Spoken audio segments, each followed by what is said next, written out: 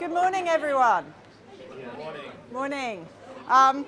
Welcome to probably the one place in the world that if you said to people, what do you know about Australia, what would you know? So we thought if we were going to do a tourism marketing rockstar event, last year we went to the CBD and we were just around the corner from Circular Quay. This year we thought we'd come and make it iconic and have some competition for the sound, from the sound of the ocean, because there's nothing more beautiful, and I can't wait to share that with social media.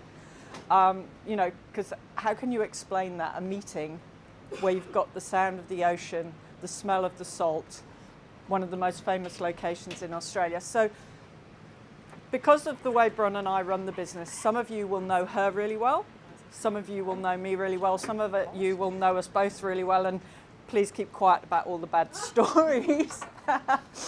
No references to previous tourism conferences, please. So we thought we'd bring you along and welcome you today and chat it through. And Bron's going to chip in and out. She always makes me do this bit first. I don't know why, but there you go.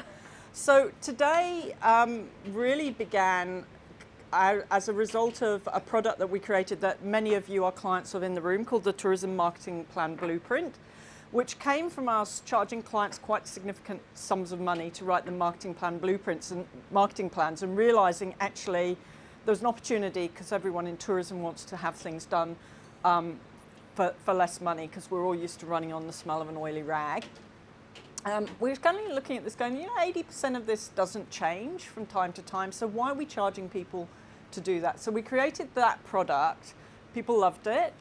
But then people were going, oh, it'd be nice when we did because on each of the modules, we do a coaching call, and people going, oh, it'd be really nice to just have a day where we had time to sit down and do that. So as evidence-based strategists, we listened and we created today. So we did it for the first time last year, and it was exclusive to clients and a few media friends that year. And then we kind of, people going, oh, you know, there's kind of the germ of the event. So again, we listened, which is why some of you are clients of the Marketing Plan Blueprint. Some of you are clients from other places. We do have media in the room today. I just want to mention that because, you know, as someone who, you know, coming from a research background, we're very much in the area of informed consent. So what I would say to our friends in the media is anything Bron and I say is completely on the record. Please quote us. Anything that other people in the room say is off the record unless you can nab them and persuade them to go on the record. Because what we want to do today is to be able to have frank conversations with you about some of the things that we're talking about. Probably around half of the content from last year we're repeating this year. That is by popular request. I think there are some people in this room who may have heard the branding and personas talks 4 times but still like to have that refresh on it. So a little bit about what we were thinking about this. So why are we here? We're passionate believers in the idea of evidence-based marketing as making your marketing dollars work harder for you. And because we did it as a rockstar event, we kind of felt we had to get into the language of that. So we want to get high on the evidence. We want to go to marketing rehab. We have the false Madonna on there and the real and true and much more sexy Madonna in the corner over here. One of the hard things is, and we know because many people who are in tourism are not in it because they love doing marketing. They're in it because they're passionate about places, products, experiences. What we've tried to do with everything that we've ever done in our business is always to make it as easy as possible. But there's a bit of grit. You've got to do the work at some point. So it's not, we like to say our business is an overnight success that's 10 years in the making, 6 years in. There's no such thing as overnight success. There's always a lot of work that's gone on behind the scene. So you can't just, too much of our industry we feel kind of does the stick it out there, finger in the wind, yeah, we think it works. We don't think there's any space in the modern world in a globally competitive environment. I'm originally from the UK, as you can probably still tell, even after 18 years. There are 240 destinations that have hung up their shingles in the UK and would like a slice of one of our biggest inbound markets. 240. There are over 100 destinations. Australia was the leader in getting approved destination status. There are now over 100 destinations that have approved destination status for China, and that's even getting less important, the environment's raining. So really, you can't afford in that environment to just hope it's going okay. You need to rehearse, you need to be constantly reinventing yourselves, and that's why we've picked. One of the things that's great about doing the whole Rockstar theme is you think about people like Madonna, you think about the late great David Bowie. These were people who never were satisfied. David Bowie in his last album was probably one of his most critically successful ones, and it was quite unlike anything he'd done before. And that's the secret of still being a success right up to the day when you become a memory for people rather than a living being. So we need to do that. When you go to hear your favourite band, he's up there from The Cure, because The Cure did an amazing concert in Sydney about 5 years ago where they played for 3 hours. You know what? They did not play the 5 tunes that everyone came to hear. So what are you going to hear today? Some of what we'll be saying is new news, but we're very fond of shiny in our industry. We're very fond of the next and greatest thing. So, you know, Bron and I get asked a lot about big data, for example. And there are some big organizations in the room who are ready to use big data, but we're still finding most of you are struggling with small data. So really what we want to do is go back today. So again, what we'll be trying to do is do a remix. You know, we'll be doing the whole sampling on the island in Ibiza, where we'll be bringing in some of the classic bits and riffing on those, but also bringing some new thoughts to you. If you're wondering why I'm holding my mobile phone, I know we're all terribly attached to them. The reason I'm holding it is mine's on silent. Please can you put yours on silent? We know that most of you have things that happen. And, you know, I've been in rooms, you know, I was at an airline conference on 9/11, which of course, you know, is here. We know that you kind of need to be in touch, but please, you be in touch and keep it quiet. We're going to talk about some of the trends that change the way we search, plan and book travel. There are very wide-ranging levels of knowledge in this room, so some of it is, if it feels a little bit basic for you, remember there are people in the room for whom it's a revelation. There'll be things here that you might be panicking about. So we're going to talk about mobile, we're going to talk about voice, we're going to talk about things like messaging apps, and we're going to talk about things like connected devices. So really today we're here. Welcome to set the scene. That's what we're going to do first. Then I'm going to hand over to Bron to talk artificial intelligence. I'm going to warm you up gently and have a tea break at that point. We're going to talk about branding and personas. We've done that, we did that last year, but as we said, we get so many requests for that, we're going to do it again and just revisit it. Then I'm going to spend a little bit of time talking about customer experience and the whole idea of the end-to-end journey and knowing the client across that journey. Have a break for lunch. Then we're going to go into some of the areas that are emerging. So chatbots, accessible tourism, which has been around for a long time, but is suddenly kind of dialed up and become a really hot topic. Then the change from, so we've been saying for a few years, plan for mobile. We and Google are both now saying plan for voice. A bit of a tea break, and then we're going to have a bit of fun. We're going to stop thinking about the next 2 years, and we're going to start thinking about the next 50 to 100 years. Why are we going to do that? Because you might be making decisions today that will be living with your destination, your business for about that time. And then the bit that you never want to be standing in front of the screen at when you've got tourism audience in the room, we'll be having drinks. So we'll try and wrap that bit up quite quickly. So that's the run list for today. Please feel free to ask questions on the way through. As I say, from your point of view, your comments are off the record unless a journalist pins you down and you agree to go on the record. But what Bron and I will be saying will be going on the record. So I'm going to hand over now to Bron to start talking us through the whole area of AI. She is our resident nerd. Yes. Okay, thank you, darling. Okay, thanks everybody for being with us here today. We run a fairly relaxed conference, so one thing I want to add to Carolyn's introduction is that if you want to get up and walk around, if you need to, it's quite warm in this room. It's usually sort of naturally filled with the wind, But so if you need to get up, because I reckon if I was sitting here like this in the afternoon, I would be falling asleep. So you might need to get up and walk around and go outside, and that's okay. We're okay with that. So do whatever you need to do. If you do need to take a call, make a call, just pop yourself outside. That is totally fine. So there we go. But today, as Carolyn mentioned, we've got a mix of old and we've got a mix of new. What we're presenting today are some of our updates in the Tourism Marketing Plan Blueprint. So a little bit of history. We kind of, as Carolyn said, developed the product based on a need for a tourism marketing plan that doesn't cost $20,000. So 80% of the information was pretty much the same for everybody because we're all in the same industry. We all face the same challenges. We're all facing the same marketing changes, the same landscape. So that's why we developed this product. So we thought it was just going to be a one-hit wonder, but actually it's kind of evolved. People love it because we just kind of do the work for you, and we are updating you every year with trends, and so that's what today is all about. So we're getting quite a few updates. So yes, we have done the persona presentation for quite a few years, but today we're going to talk about the changing evolution of millennials, for example, how they're changing. So yeah, it's still kind of the same but different, if you like. So here we go. Today I'm starting with artificial intelligence, which is a bit mean if you haven't had a hardcore coffee yet. So sorry about that, but there is tea and coffee there if you'd like some. And if you want coffee, the girls can run out and get you a real one too. So that's what we asked them to do for us.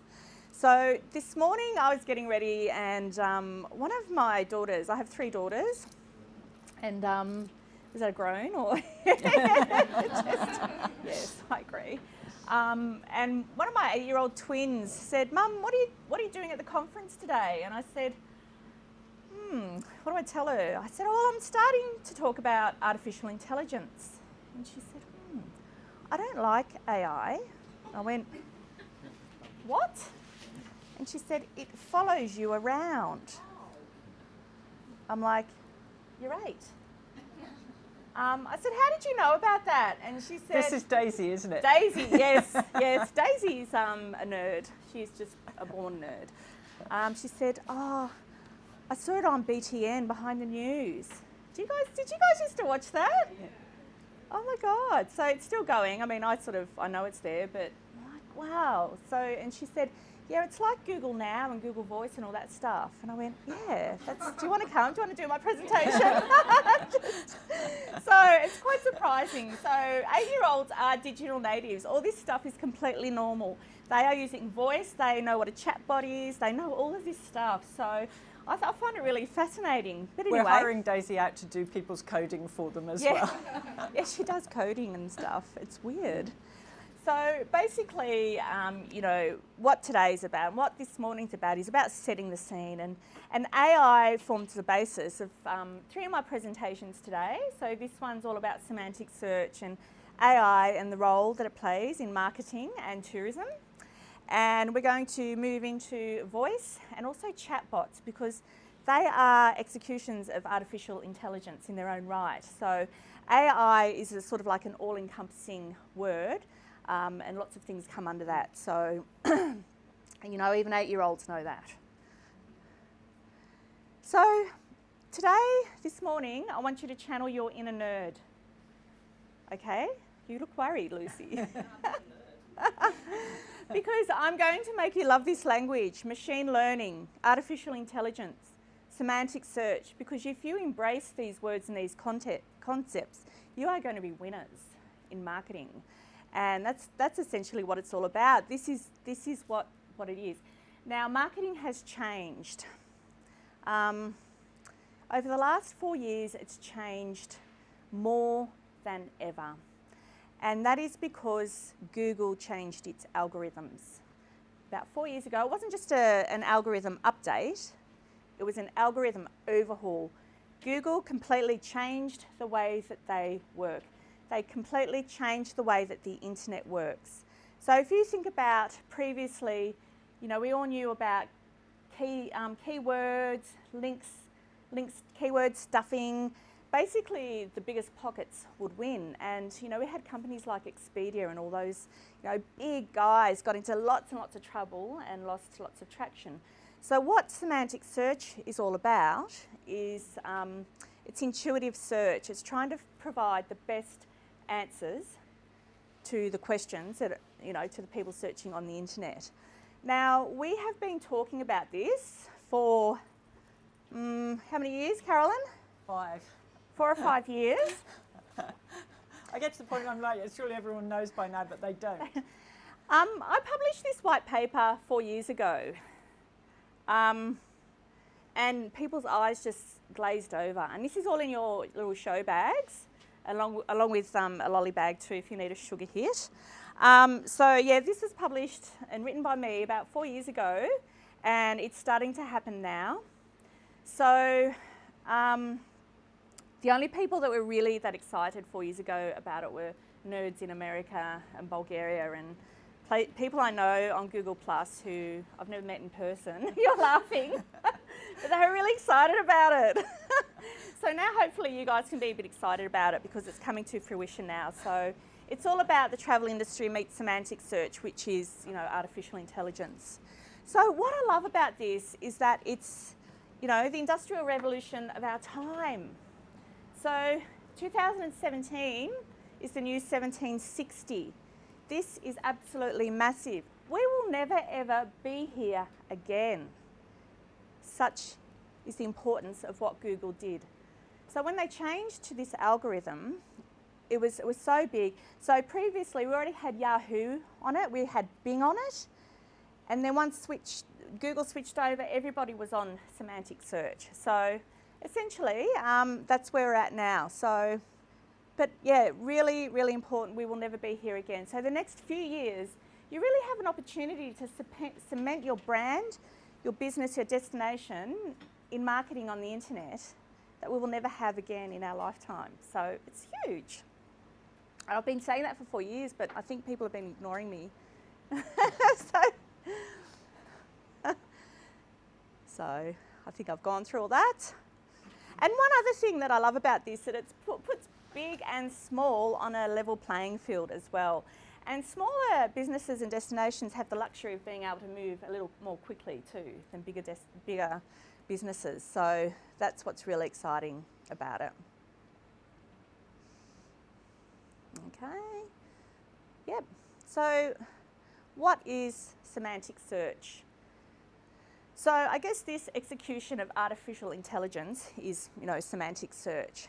So essentially, I want you to think about if I'm sitting in my lounge room and I'm thinking about going on a holiday, I type in holiday to Thailand, which is something that I've done very recently because I'm going to Thailand on Sunday. So what Google does is it wants to find the most relevant, most helpful, most appropriate page to me, Bronwyn White. Okay, and so what it knows about me is that I'm Bronwyn. It probably knows I've got 3 kids. See, it's following me. It knows everything about me, as Daisy said. It knows where I'm located I think Google knows more about me than Andy knows about me. Yes, it's probably true. So it knows your IP address. It knows all about your previous search history. It knows I've probably searched for things about, you know, family accommodation. It probably knows that I've done, you know, I like apartments, self-contained apartments. It knows all these things about me. So what it wants to do is give me the most appropriate pages.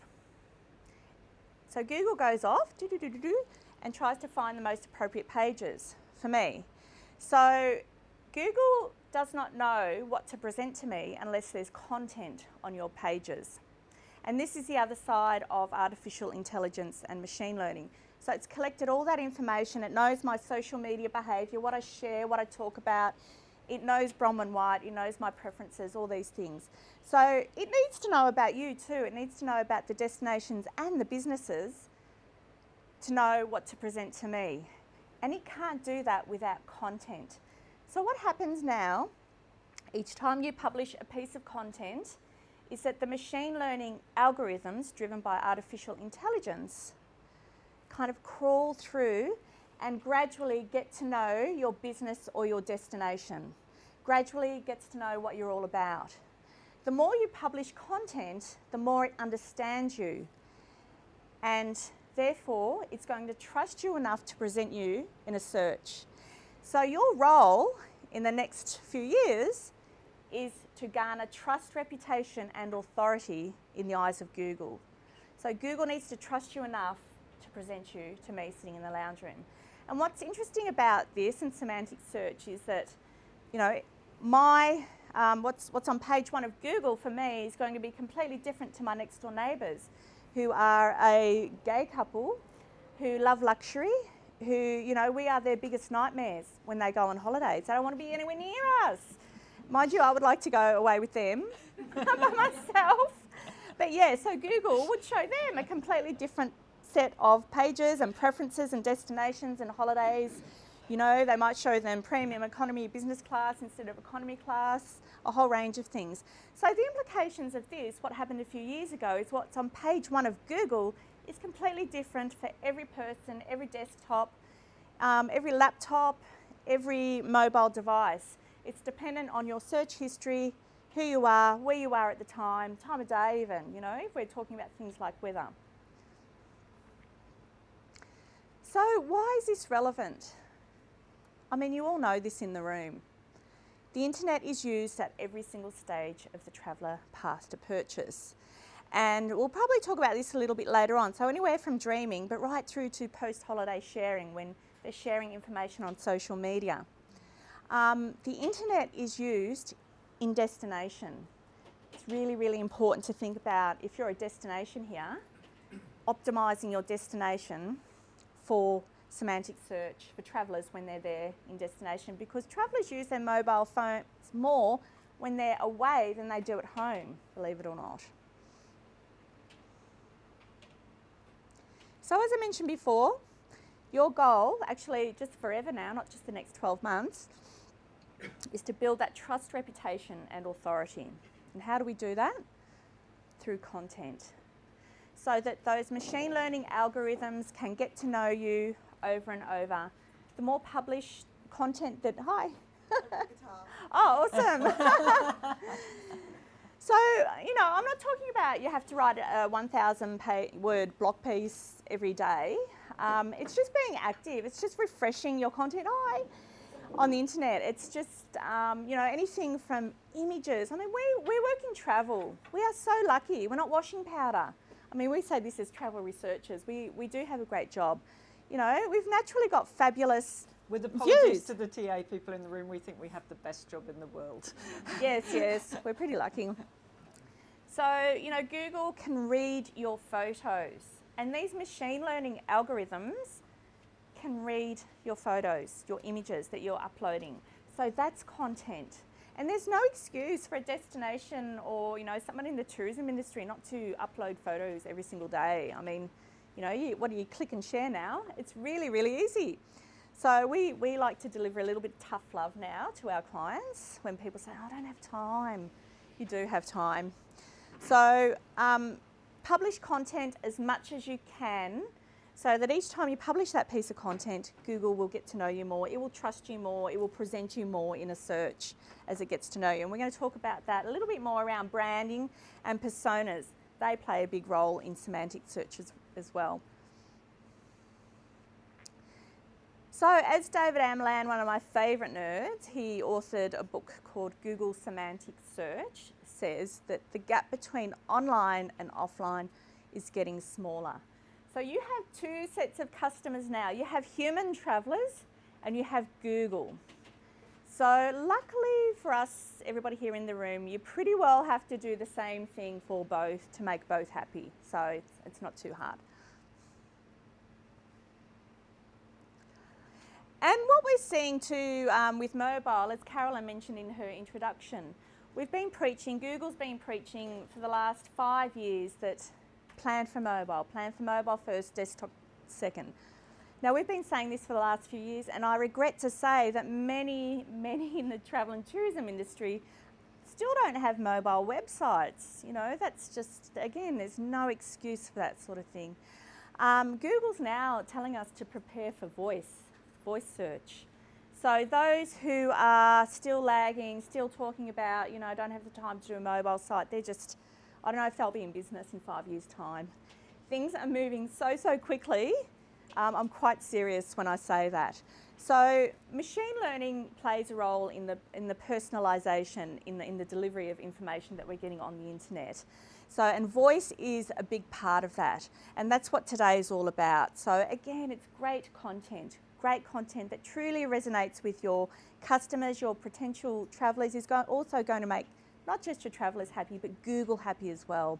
So the thing is, I mean, I had been searching a lot about AI, so everything's predictive now, everything is presented, things that I might like to read, you know, and yeah, I did read that. I know this sort of stuff makes Carolyn cringe because she thinks the serendipity has been lost in Google search. I think the US election shows the serendipity got lost a bit. Yes.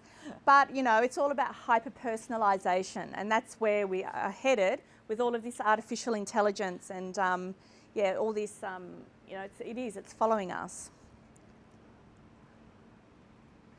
So here's some very simple things, and by the way, we've downloaded all of these presentations. You've got a USB stick that looks like a business card in your bag. So you've got all of these on that. So if you're writing madly, you know, these lists, you've got all this in your bag. So very simply, if you want to take this back to the office, thinking back the potential customer search query, you know, it's going to look at all those things about me, Bronwyn, and these are the things that you as a business at the very base, at a baseline, need to kind of think about. So being mobile optimized, having a very clear and distinct brand position, and Carolyn will talk more on that a bit later on. So if you have a very confusing brand, the algorithm, the Google will be confused too. If Google's confused, it's not going to present you in a search. It's not going to trust you enough to present you in a search, and that's what it boils down to. So you have to have really clear destination branding, business branding to perform well in a search. Create compelling content, post often as you possibly can. Again, thinking about, we've never been here, we're never going to be here again, we've never been here before. You know, this is a fabulous opportunity. A good variety of output. So thinking about not just talking about your business, your destination, giving the algorithms context. So if you're a destination, what's going on around you? If you're a hotel, when are the markets on? You know, if I'm a hotel that caters to family, what are some wet weather activities at the beach that I can take my kids to? So again, the more helpful you are and the more context you provide the search engines, the more you're likely to be presented. Linking all of your online activities. So this means your social media profiles, all of your websites, link them all together so that Google can pick up those signals. If somebody's sharing your content on Facebook, your Facebook profile is connected to your website, making sure that's all in order. It knows, you know, you're doing stuff, and that's kind of, you know, activity that it wants to see. Using natural language as well is really important. So yes, keywords are still important, but keywords come out naturally if you're writing to your brand and if you're writing to your customers. Geocoding too. Oop, I'll go back. So geocoding, if you're a destination, is also really important as well. So you'd be surprised at how many businesses there are that don't put their suburb on their website. Like, so for example, if I'm, you know, I live in Newtown, I'm looking for Newtown hairdressers. You know, sometimes they don't put the Newtown or suburbs around Newtown in their website. How's Google supposed to know? I mean, it will pick it up eventually, but you know, you've got to help the search engines as much as you possibly can. And more importantly, if other hairdressers have done it and you haven't, who's going to come up first? Yeah, exactly. It is. It's a race. And also your social media engagement and interaction is really important. So don't just keep posting stuff that's you're just posting and you're not getting any engagement. That will go against you eventually. make sure you're posting really relevant. You know, you're better off if you've got 50 really truly engaged followers that love you than 1,000 that, you know, just ho-hum, don't really love you. So there's two key assumptions before you start any of this, before you start sort of gearing your marketing towards the artificial intelligence, the bots, the voice, all of those sorts of things. There's two things that have to be perfect and right before you even go on this journey. One, you need to be totally clear about who your customers are.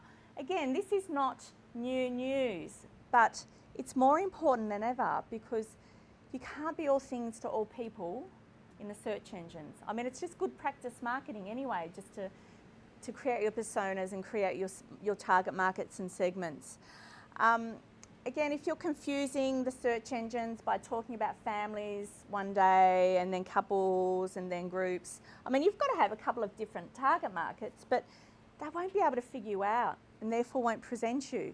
So, you know, you really need to figure your target markets out. The second one, as I mentioned before, you've got to be absolutely clear and tight in your branding. So important. And that's not just the logo, you know, we're talking about branding, consistency in your branding, the tone of voice, the visuals, everything needs to be fully consistent. The shapes, the colours, the logo, the types of language that you use throughout your blog posts and on your website copy, everything needs to be consistent. So you do need to do a little bit of work before you start down the true, I guess, marketing, tactical marketing path. Everyone in my organisation is obsessed with the logo. Of course. That's the brand. That's the brand. And because that's what they say, it's the logo. I know, we hear it, and it's your job to educate them. I'm sorry. I know. If anyone has tried, you girls have, I know. So, yeah, and unfortunately, you know, some of us in here, we're dealing with stakeholders that kind of are fairly limited in their marketing knowledge. It can be a fairly traumatic journey. But, you know, we're evidence-based marketers, remember? So, you know, you've got to say, well, this is the evidence. This is what true branding is all about. Now, other applications we're seeing in AI. So I've just talked about semantic search and the algorithms, how they crawl the internet now. And these are the things I'll be talking about a little bit later on. So I'll be covering off voice search and chatbots that are driven by artificial intelligence. And we're seeing really interesting startups. Has anyone seen Wayblazer? They're amazing. This is a new sort of AI chatbot startup. Brand new, uses AI to power travel search. It's specifically for travel, and this is how it kind of works. So you go in, again, if you look at the two sides, this is what I'm looking for here. I want a hotel in Florence, walking distance to sites, shopping, restaurants for me and my husband. So what the algorithms will figure out there is, okay, you want to be somewhere central, you want double or twin share, whatever's happening there. So it knows all that stuff. And then, you know, it sort of regurgitates. What this doesn't, I guess, tell you is that it probably knows a little bit about you already through, you know, Google, through what it's driven by. And it will collect more and more information on you along the way. So the next time you go away, it will know more about you. And your choices will get more and more refined. So it brings back, you know, some options for you from people like you. So again, it knows other people that have stayed in these places. And that's pretty well it. So I hope that's kind of covered off a topic that is quite intense, very hard to explain sometimes. Does anyone have any questions or about any of that? Or insight or your own experiences? No? Yeah? You know, I always like to add. Good. Yeah. Holly's probably more proficient on this than I am, but around social media and the way people are posting, I'm not sure if you guys are covering and how it picks it up, and but you know, people still using Hootsuite as a tool for scheduling. Yep. But the new algorithms of Facebook are penalising you if you're using scheduling tools like that rather than scheduling and posting within Facebook. And then likewise, people who post on Instagram and send it straight to Facebook can just tell it's like really lazy posting. Well, it's poor marketing because they're different mediums and you need to talk in a different way. When I see people do that, I think, okay, one, if it's your only way of doing it, yes, do it. But Facebook has been, the one where we've always said don't do that. You know, if it's just for Twitter, if you just want to schedule a whole stack of Twitter tweets, that's okay as well. But yeah, I mean, you've got to, I guess, refine the message for the medium. And by doing the same, I find I get really annoyed with that stuff too, as a customer. Brands do that, but also the car businesses Yeah. have a responsibility to pass that. Yeah. I think it's okay to repurpose content, but it's thinking about which ones you can move across and how you are adapting it to that tone of voice. Yes. So we'll do that between Facebook and Google+, because Google Plus is Bronwyn's secret sauce for keeping us #1 in travel research above companies like Focusrite, who have 150 times more employees than we do. We practice what we preach. So if you type in travel research, I just hope this kind of works when I say this. It's fairly risky. Type in travel. We come up before Focusrite, Tourism Research Australia, which is government, Tourism Australia. We're above everybody because we practice what we preach. Yeah. Using Google Plus for that. Yeah, it's Google my Plus secret definitely sauce. helps. Even though nobody's on Google Plus, Google's Google on is. it. Google loves you. Love Google. Google will love you back. But what You know? we'll do is, even if we're using the same story, if I'm posting a story that I think is going to be relevant to both audiences, I will change the wording, I will reposition it for that audience, try and keep consistent themes, but I won't just copy and paste. Yeah. And I think if you, as it was said, the more you can personalise it, make it unique, do it fresh, the better. But always recognising people are at different levels of capacity, time, resourcing. The more you can do those kinds of things and think about adapting it, think about the medium you're in. And there's heaps of tools, and you know, those of you who are members of the site or members of any of the programs, those tools and advices are all in there to say, thinking about it. Yeah. Yeah. Yeah, no, it's a really good secret source tool, I reckon. Yeah, particularly for small businesses too. And we've seen that recently. She couldn't be here today, but Amy from the Albury Paddle Steamer Motel has been implementing our 5-step plan, which is all about tactical marketing for smaller businesses. Actually, it works for big businesses as well. And she sent me an email with her stats. She said, I've been working on my Google presence for the last 6 weeks, and she sent me her stats from her Google My Business page. Everything at least 50% increase. Click to call. You know, it's all evidence based. It's all there, and so it's really quite successful. We love So- stories like Amy. We love that Yeah. moment when you make a difference. and you Yeah. see She's that like, bring it result. on, bring on the season. But we're testing on ourselves. So, I mean, even when we went to the States, Bron, didn't we? We tested there to see whether we were still Everywhere I number one. go. So we were at a travel research conference. And now in the States, I have to admit, we did fall No. behind Focusrite, but we were 3 places down from them. And that's a company of 2 people. Thanks. I'm obsessive And we about love them. it. They're our friends as well. So Yeah, we do. We sort of operate a stand next to them, and they're good fun. So yeah. And they're generous when they buy the drinks. yeah, they are. So yeah. And there was a question. Just a quick one about link strategy. So like inbound links and how in terms of building authority and trust. What happens like with your linking strategy if over in the past Yeah. you've done some dodgy stuff? Do you have to go back and like remove all those links from the site? Like does Google care if you've been dodgy in the past? Massively. Yeah, well, it happened to Expedia. They were dodgy, and they lost a massive amount of business when Google made the switch over to semantic search about 4 years ago. There are a lot of businesses that fell off the radar, fell off the search radar because of that.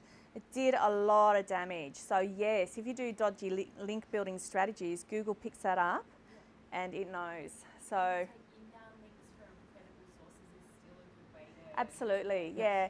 So, for example, what's good for that is we employ a PR company and we are published in the travel press a lot. What that does is that tells Google, if we're published in the global travel press a lot, Google goes, okay, so these guys are being published by global travel press. One, they must be pretty good at what they do. And when each time they publish an article about us, there is a link to our website. So that's a natural link building strategy. So even though it's public relations and PR, people are clicking on articles of other publications, but Google knows that it's us. So it just sends all these little messages, you know, these little machine learning algorithms understand. So, and that's what happens with social media. So we don't call it social media, we call it social SEO now, because that's how we're wired. Because each time something is shared, that provides a backlink into your website and tells Google, well, that's a relevant piece of content that they've put out. So yeah, so you can do it. Yeah, and working with other businesses that align to yours as well. So just, you know, we shouldn't compete with one another. We should help each other from this perspective. And this is something we've been trying to get out for a long time, that, you know, by putting other businesses on your, you know, what's about town page, what else if I'm a hotel, you know, again, when are the markets, what are the restaurants that I like to go to, where do I get my coffee, all those types of local bits of knowledge, but, you know, provide links to other relevant businesses. Google recognises links from Facebook and Yep. Yep. There's some things they recognise officially and unofficially. So you kind of have to draw conclusions, but they definitely recognise when something's shared, that becomes a natural link anyway.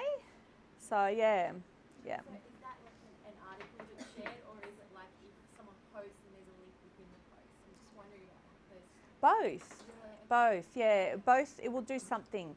So if you've put something on your website that you didn't write, but someone shared, that will count towards you, because you're showing relevant sources that align to your business.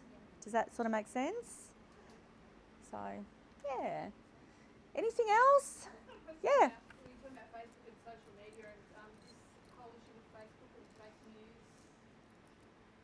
Facebook and fake news. Cracked down, so you can't manipulate links to have different thumbnails from. Have you heard about that? No, have you? Yeah, I know about it. Yeah, I've okay, heard Holly. a bit about it, but maybe Yeah. get Holly's It's been looking. actually a good thing. So in the past, when you posted a link from your website, you could, and you know how it populates Yeah. on Facebook with like a photo and like a byline. Yes. In the past, you could edit that and then post it to Facebook. Yep. Now you can no longer edit that, but it just pulls from the metadata. Yep. So you just need to make sure that you've set it up correctly in the first place on your website. Yes. And then it will feed through what you want. However, if you're posting someone else's link, you can't change it. There's nothing you can do. Really. The problem that we've experienced is that because of our database, it doesn't have that metadata, so obviously it needs to put that. Well, it's just about adding So more it's just a blank, it just says, like, there's nothing there. Right, that's a shame. Well, we're using Squiz, but we also, when we're trying to pull down, say, ATVW links, that's where we're starting to run into some issues. Yep. We just have to add more context to the post. But Yep. it's not ideal because it looks like crap. Yeah. Exactly. But there is an article about how you can manipulate that, but I actually haven't read it. I just found it. It's You can, it's if John you Written in the account, if you are literally one of the big accounts. Oh, like a Facebook account. Yeah. So the big, You know, or there's NBCs and all that, you can do it, apparently, but I wouldn't mind. there's a johnloomer.com. He just like yesterday published an article about it, but I actually haven't read it, so I don't know what it says. Yeah. And just on that, remember we're at the beginning of time too, as far as it all goes. So even Google and Facebook are figuring it all out still. So you know, it'll take a while to pan out when this is like the industrial. Yeah, all the time. So, you know, I sort of think, and this is why we came up with these sorts of products, is the amount of time it takes me to keep up to date with all this stuff, it's impossible for you you know, doing other things as well. It really is. It's so hard now. But, you know, you've got to be at least aware on where to find stuff and you know, where to really, you've got to refine your targeting and do it right now, I guess. Yeah. That's true, but I'd say that the resilience tip here is if you're doing it properly, doing the right thing underneath it, if your principles and your objectives are right, occasionally you will get punished on those things, but on time and on average, it will be better than not doing it. So if you're doing it properly in terms of your intent, you know, the kind of, if I refer to the Castle, the movie a lot, you know, the vibe of the Constitution. If you're going with the vibe of what you're trying to do, it won't work every time, but on average and over time it will, and on average and over time the machines will try and work with that. I mean, obviously that's the titanic battle between the purity of the artificial intelligence module and the fact that these are all big brands with high market capitalizations who need to be able to, you know, get some return on their assets. So they're going to tweak the rules. I mean, Bron and I were actually at the Mumbrella Travel Conference the day Facebook changed its rules, weren't we? And suddenly everyone kind of, do you remember that 4 years ago? Yeah, it was when people were going to be penalised by not having a mobile site. So we had, was anyone there? Carnival? Yeah, you were there. Yeah. They were on a panel and like they were all freaking out. You know, big companies like Carnival and were saying they've just kind of lost all their search because even those companies weren't mobile, you know, 4 years ago. So that obviously it's happening so quickly. Yeah. So I think if you're always trying to do the right thing and trying to do your best, individual posts will go wrong, but over time it will go right, and you'll be helping to train the algorithms to help you. So, you know, we really are in, you know, that old gaming theory about hawks versus doves. There's definitely more space most of the time to be a dove these days. Be a dove. Do you know the hawks and doves theory? There's game theory that says, do you cooperate and play nicely, or do you just try and slam everybody else? Even before the internet, on average, doves do better. The odd hawk does individually better, but on average, doves do better. But in this age, that playing nicely, that training nicely, the more we're all cooperating, the more we're all doing the right thing, the more you're going to win because your content is the right content that's relevant for the consumer. I mean, Google is basically building global domination by doing a good job for customers. And we should all be doing the same. That's how we're all going to build our global domination, is by doing the right thing for customers. And if anyone's interested in that slightly nerdy hawks versus dove game thing, talk to me in coffee breaks, because I know it's not everybody's thing. Alrighty, so I think, what are we on to? Yes? One final question. Yes. Something, I don't know the details of it, but there's this issue that's going on in the States at the moment about the open internet in terms of changes that might come through where you would have to, like internet service providers, you'd have to pay to read top results and things like that. I've never heard of it. No. There's some protests going on. Open internet. Yeah. And it's driven by the service providers? Yeah, so they were talking about with, at the moment, you know, search results come up based on references, but it might be that something around, you know, results would be skewed by companies that would pay more for that. I don't know. I was reading some recent articles. I'll have a look. Yeah, I will have a look on that. We'll have a look and update everyone who's here today. Yeah. There will be that, again, this is where we kind of push those boundaries and it comes back. But I think in the long run, in the short run that works, in the long run it doesn't, because people get crap results. Yeah. So. And so if you've got Google and all the other search engines, you know, driving via semantic search and AI, you will get these different theories coming through, you know, often. Yeah.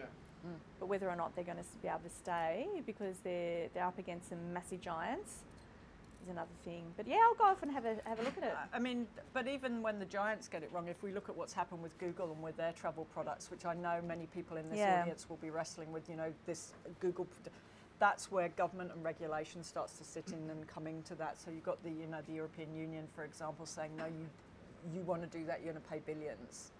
Because that's where we need that dynamic between the light touch, customer-friendly regulation. Not all regulation is evil, dark and bad. Some regulation, antitrust regulation gave us the modern world, for example. you know, I think we're going to see those kind of things stepping in and working on that, because there's a dynamic tension in this. And I think that's what, to me, is really exciting. We're in a world of constant change. We're all going to be trialing things. We're going to be pushing against things. It's so exciting. Alrighty, so are we on branding now? We are. What? Did you not have a coffee break next? I don't know. I don't You know. keep changing. Bron's been changing the order on me for a day and a half. I don't know. I haven't printed it out. What are we on? Does anyone know? Yes. Does anyone remember? Is it? Oh, good. Because yeah, it's kind of quite stuffy in here. So Yeah, I think it's tea break time, Bron. I think my Let's- memory is we have tea break now, then we Yes. have everything through to customer experience, and then lunch, and then we'll break. So Yep, yes. awesome. If everyone would like to get up and stretch, and certainly sitting here in a faux leather jacket, I'm quite happy to get up and stretch. Yeah, and- Susie Quattro, you must be a bit hot in that. Yes. And like we say, kind of feel free to come and chat to us individually, or, you know, we've got lots of friends and partners in the room. So we've got Giovanna and Emma, who's helping us out from Sparrowley. We've got Claire from our team at the back. We've got Holly. Oh, who's David, knows a how lot are of us. you? Great to meet you. Okay, we're now going back to kind of the golden oldies stage, one of the stages of this, which is to go back through some of the principles of branding and what some of those principles of branding are. The one thing we have changed from last year is last year we played a little game, but we kind of, those of you who know me and know my views on branding know I can talk about it forever. So we did get to that. So we've actually switched it around. So rather than go through all the detail of branding first, what we thought we might do is do the exercise first. And we're going to do the kind of exercise with you that we actually do with people when we do focus groups with consumers, which is we're going to get you to do a kind of exercise. And part of the reason we moved this around and didn't put it up first was to build a little bit of trust in the room, because I'm going to ask you to actually close your eyes for a moment. This is what we call a projection technique. So we're going to imagine, in a moment I'm going to ask you to close your eyes. Don't worry, I'll tell you when to do it. And we promise to be well behaved while you're there. We'd like you to imagine that you're at a party where all of the other guests at your party are cities. So you walk into the room and you look around at the brands. So you see Paris, London, Sydney, Melbourne. Deliberately put both in, so otherwise people in Melbourne kill me. They're not here because They're of not here. delays. They're so all it's delayed okay. down in Melbourne due to the high winds. Rome, Berlin, Rio de Janeiro. The first version I did of this was during the Olympics, so I put that in. Shanghai and Hong Kong. And then I'm going to ask you to tell me, what does each one look like? I'm going to repeat all these questions once you've got your eyes closed, but just so there's trust in the room about what we're doing. Who's talking to whom? Who's the life and soul of the party? Who's the wallflower? Who got lost on the way? Who's spilling the drinks? Who's serving the drinks? So now if I can get you just to do that, if I can get everyone to close their eyes, and just there you go, I'm going to close my eyes as well. So as I say, you're walking into the room, you're at a party with all of these brands that are cities. You look around the room, can you instantly tell who's London? Can you see who's Paris? Can you see who's Rio? What do they look like? Are they a man? Are they a woman? Are they younger or older? What are they wearing? Who's in the middle? Who's the center of attention? Who is it that everyone wants to talk to? Who's kind of sat in the corner and is someone that you think, oh, I'd kind of like to go to talk to them, but they seem a little shy, versus who's sat in a corner and you know why they're sat in a corner? Who's there that you're thinking, oh, I'm not sure why they're here? Is there anyone there that you think might be someone who is, you know, a little bit more interesting? Who's too loud? Who do you want to avoid? Who is talking to whom? Okay, and as I say, who's the life and soul? Who's the wallflower? So what I'd like you to do now is very gently open your eyes and write down everything that you thought about as quickly as possible for me, please. Thinking about what are the other cities? Okay, so just in case, sorry, Yeah. Paris, London, Sydney, Melbourne, Rome, All my Rio. eyes were closed. Sorry. I couldn't remember them all because my eyes were closed.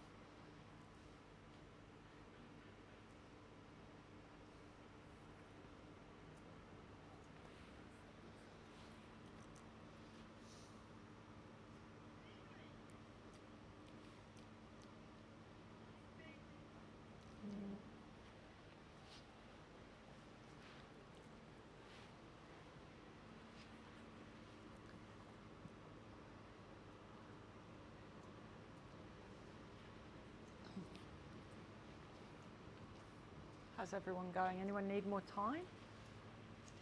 Give it a couple of minutes more. That's why I'm using the mobile. I'm not on there, by the way. I'm just making sure.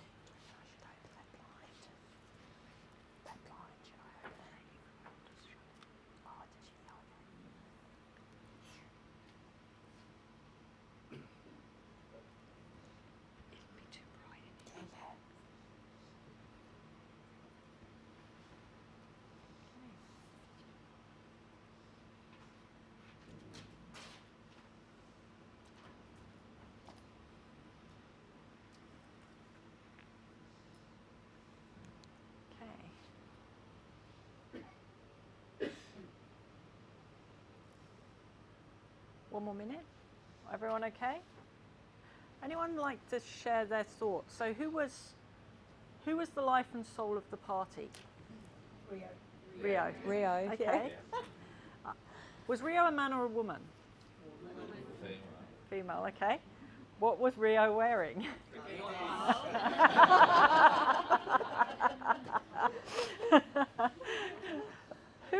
Was there a wallflower? Hong Kong. Hong Kong. I had Shanghai. Shanghai. Do you watch a few other ones? Berlin was the wallflower. Place Berlin anywhere. Okay. I was a bit like yourself. I felt that he Yeah. was a little judgmental, but I think maybe he was misunderstood and just a bit unsure of himself. I've got to watch this. Yes. Oh no. In what way was he misunderstood?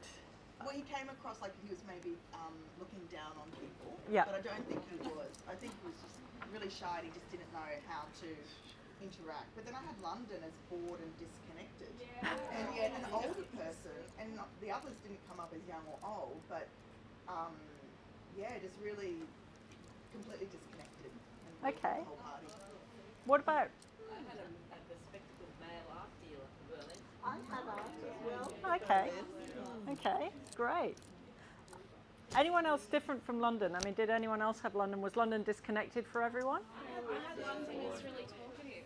Okay. Yeah, and kind of the life of the party, maybe after Rio. Okay. Yeah, bubbly. What? Tell me. Chatty? Yeah, chatty. Because it's just so vibrant and there's Yeah. so much going on, and that's how I perceive it. Yeah. London was serving the drinks for sure. It's interesting because that to me is the heart of one of the challenges that certainly Visit Britain faces, which is you spend 20 years talking about castles, but then you've also want to talk about, street fashion, Alexander McQueen, you want to talk about all of those things. So you actually have, in this room, we've put our finger on the heart of a challenger. So Sydney and Melbourne, who were they and where did they fit in? Hugh Jackman was Sydney. Okay. Melbourne was a bearded barista with a denim apron. Did anyone see Gruen last night and the fact that we're all now anti-hipsters? Yes. Yes. I actually think they're really just two sides of the same coin, the bogan and the hipster. We're all about personas and the personas we create for ourselves. I actually had Sydney as the life of the party, and I don't know, I felt like Sydney was his breath of fresh air. I think it's because what's outside. Yes. So I was just feeling that because I have a love-hate relationship with Sydney sometimes. So I think it was the waves that made me feel that all of a sudden it was like the breath of fresh air. It was a shock. And that's actually something really important for how we consume brands, isn't it? The context of where and how we consume them. See, I remember I've always had this thing, I've always had a dream being someone from the UK who then came and helped Australia and Australian brands market themselves. So I was going, the best time I think you need to be in London is just in about 3 weeks' time when they change the clocks. And imagine when you come out of your office in London and you walk into the tube and suddenly it's dark, cold and miserable, where would you want to be? But it's interesting that those things come out. So we talked a little bit, so Shanghai and Hong Kong, both of those kind of came up as wallflowers. If you put the two of them next to each other, is one of them really secretly a party animal who wants Hong Kong. Hong Kong. Yeah. Yeah. Yeah. I had the Shanghai and Hong Kong. My thoughts were that they weren't actually engaging with anyone because they were too busy in the corner eating. Okay. Any other thoughts about any of them? Anything that people would like to share in terms of what they thought? Who would you want to be talking to? Who would you go up and talk to first at the party? The French.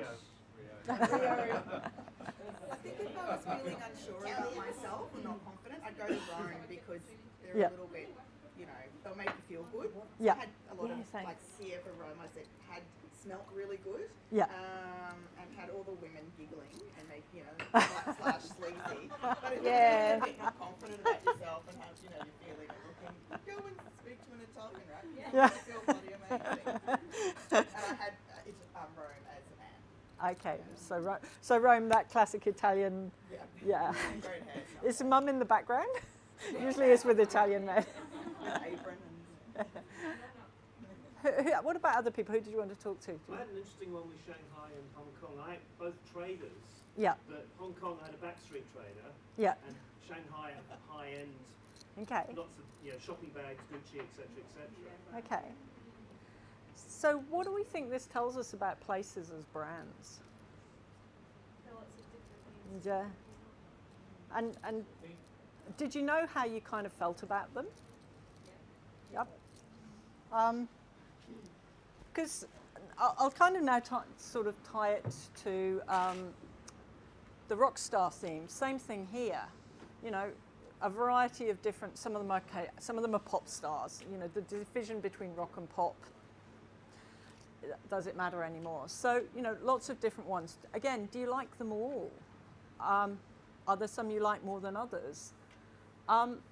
Even if there are some very different ones that you like, would you listen to them all just as Giovanna said? Perfect setup and not prepared at all.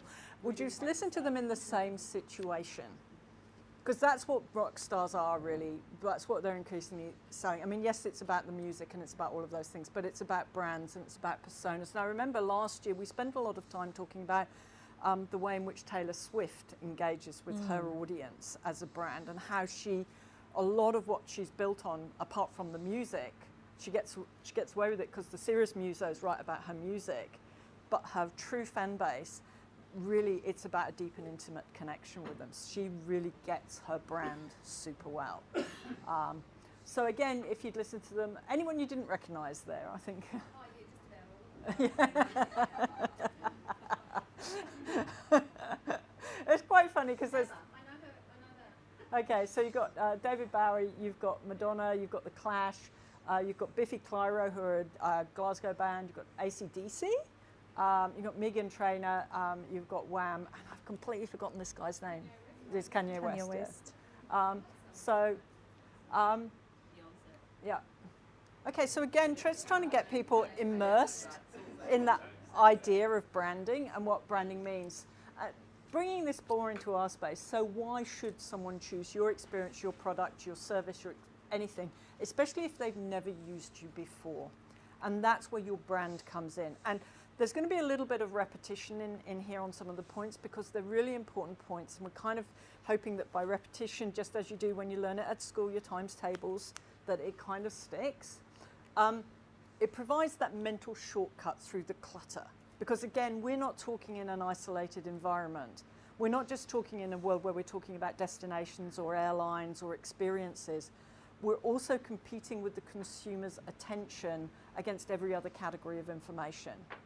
The amount of information that consumers are exposed to all the time is there. So our attention spans are getting shorter and shorter and shorter. Particularly if we grew up with mobile phones, etc., it's actually training our brains a different way. So it definitely provides something that cuts through the clutter, and at the same time as it comes back to that bit of a plug for our friends at Tourism Research Australia, the other TRA, trust, reputation and authority in search. Branding, as Bronwyn said, the artificial intelligence algorithms use branding to find a way to do that. And the great thing about branding is it doesn't mean you always have to be the best at everything, because very few of us are.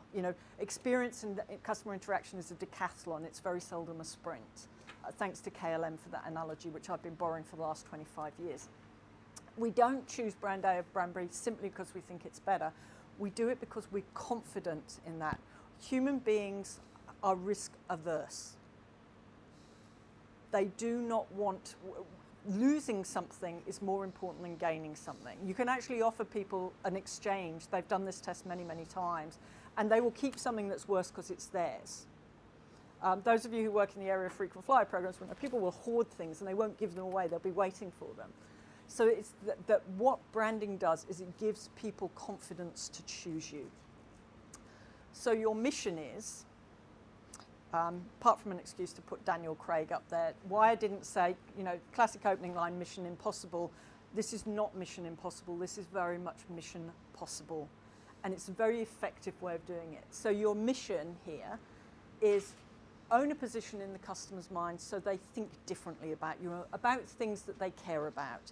Sometimes it can also be about things where you're just different that may not be so important because that helps cut through the clutter. But ideally it's about things that they care about. And if you're doing that, it's kind of a virtuous circle. The things you have to do for Google, increasingly artificial intelligence is getting more like our intelligence. It's still not quite there. And I'll talk about some of those differences as we go through. But basically so that they have a clear idea that, you see, I don't have kids. Bronze 3 girls are among my kind of honorary network of nephews and nieces. That helps Google work out what they're going to send somebody who is at that life stage and without kids, whose idea of a great weekend away is, go down and visit Lucy in Bathurst and, go to Renzaglia Wines or drive the Mount Bathurst panorama rather than watch someone else do it, take my car around it. Versus Bron needs to have a family holiday, needs to have something in there for her and Chris. So this is why a brand's important. It tells Google which of those, what to put in front of me. I did just want to check in, thanks very much, Marianne, for setting it up. What do we mean by a brand? This is an old quote, but I still love it because I still think David Ogilvy was one of my heroes of marketing.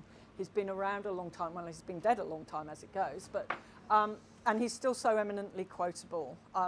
Apart from this, I love his quote on research, which is too many people use research as a lamppost to lean against when you're drunk, not for enlightenment, but for support. It should be for enlightenment. But what I think this grabs is some of the complexity of brands. And I know, in life we all hate complexity. Our brains are trained to look for the simplest, shortest cut to get to places. But with branding, you kind of do have to embrace that complexity of what sits underneath it. Modern equivalent, Seth Godin, Purple Cow, another of my branding heroes. So I think what we're getting here is there's a lot to a brand. You do have all of these quotes, so don't worry if you're not getting all of those words. But basically, it's the thing itself. It's how you talk about it. It's how people experience it. It's how they talk about it. Most importantly, and I think that this is the thing that Seth Godin's nailed, because we talk about this a lot more, it creates value. If a brand doesn't make people more likely to choose you, more likely to pay more for you, less likely to defect when someone else does something new, there isn't really value in that brand. And I always laugh when people talk about the logos and stuff like that. Or the other conversation I have a lot with people is, oh, this is all fancy schmancy stuff. You know what? I don't think Nike makes that mistake. I don't think Google or Apple make that mistake. Even during the global financial crisis, the strongest brands in the world grew twice as fast as even the Fortune 500 brands. So even the ones that were considered the top performers, the strongest brands, the brands that had the most engagement from customers, grew faster, stayed more resilient, had ability to do this. So brands are there for when times are tough. You can tell how passionate I feel about this. What they are, so all of those things that we touch and do and feel about your brand are there.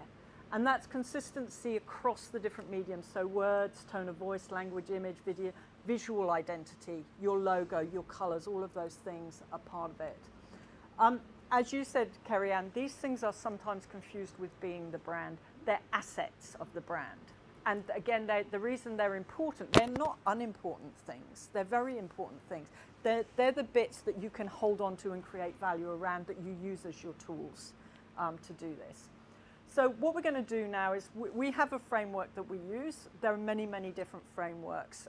But Bron and I kind of developed this, particularly Bron. She'd done most of the hard yards on this, but I'm just going to claim the credit because why not?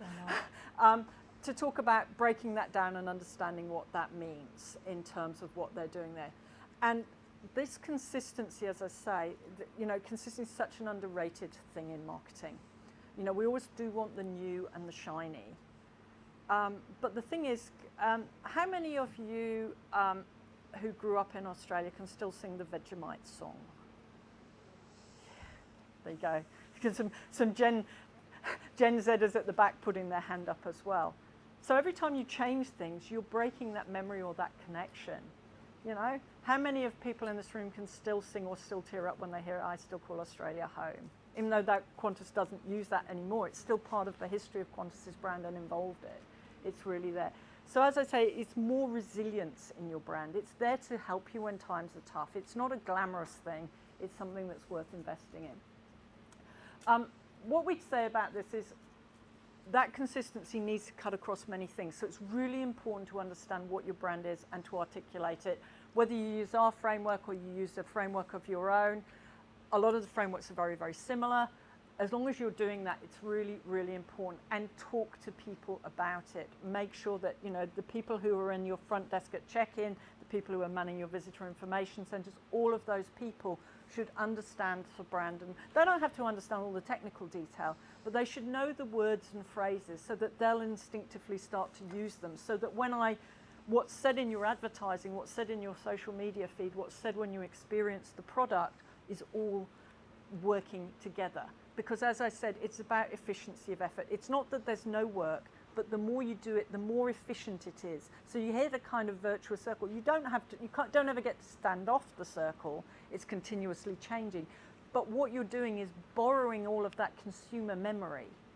I've got one piece of consumer memory and some ads in here to do this. So as I say, how you staff to do it, how you talk about it, it means that you can brief an agency, you can change agencies, and they'll still bring that DNA to it. They'll bring a fresh perspective. Refreshing a brand is important because context changes, competition changes. But the more you keep that, the better. If you think about it as kind of bottling the essence of the brand, it's really there. And now we know, bronze kind of artificial intelligence, I still think there's a place for a very efficient piece of technology that's about 50,000 years old, which is the hearts and minds of consumers. And thanks to some of that artificial intelligence, we now understand a lot more about how consumers' brains work and how we connect with them. Incidentally, we're also a lot more energy efficient. You know, the power that takes to Google to match what we do in a second, it takes about 10 times as much power. So there's still a place for us, particularly in a world where we're looking at energy efficiency and energy crisis. We're actually pretty efficient processors of information. So this was a TED talk that I came across that I've included the links, and I do encourage you to go and have a look at it, where he talks about how if we tell a story consistently over and over again, we can literally take that story and how it sits in our brain and the pattern it sets up in our brain, and then we will increasingly set that up in the consumer's brain. And if we can work it out, many of us are international brands, we're working across multiple languages. If we're actually doing that, and we work out what's the most consistent way to tell that in other languages, it actually works in other languages too. And the language he uses, fortunately for me, is Russian, which is one I understand.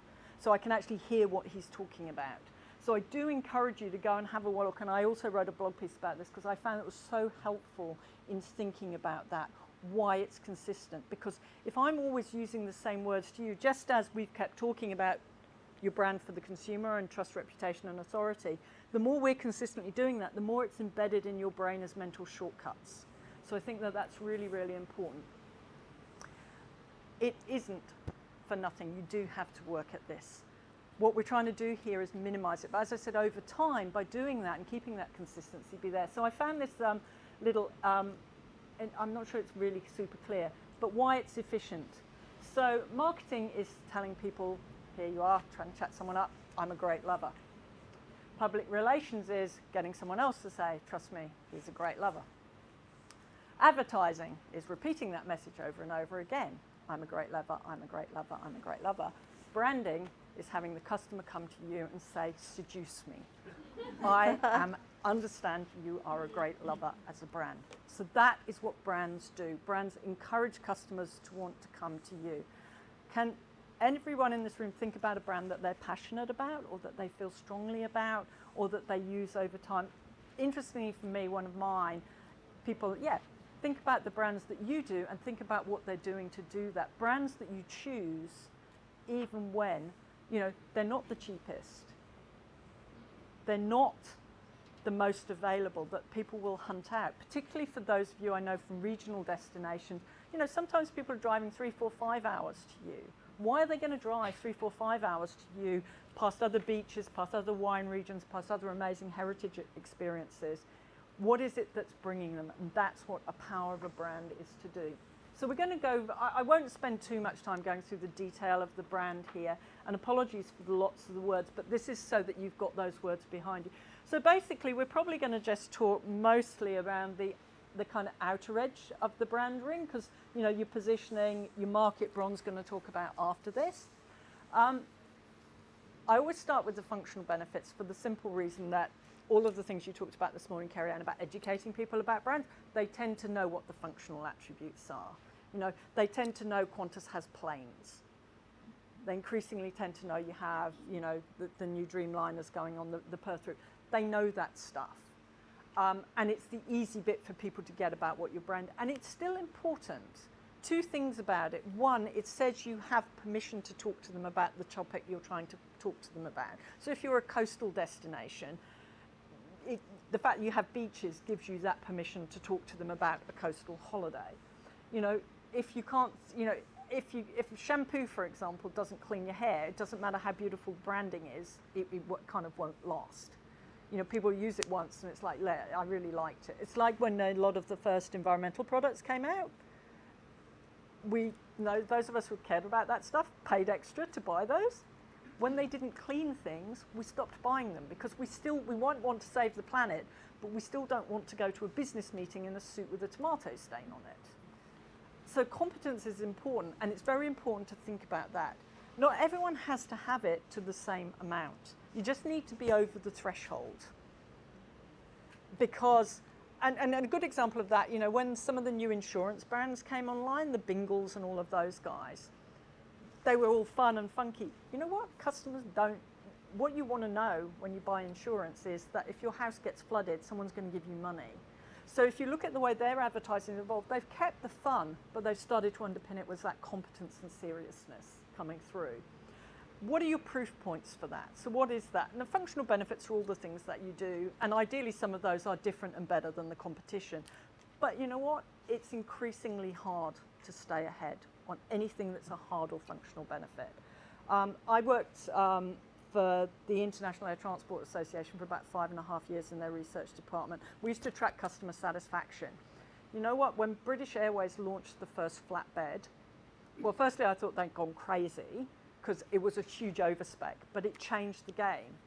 And when we compared how quickly customers got used to that and other airlines copied them, compared to, you know, the previous round of seats, the Cradle seat, the Qantas Dreamtime seat, all of those things, we noticed that the cycle of innovation had gone, in a 5-year period, had gone from you could get away with 5 years of innovation to 2. It's probably down to 1 now, even in areas like the airline industry where you have to block those things.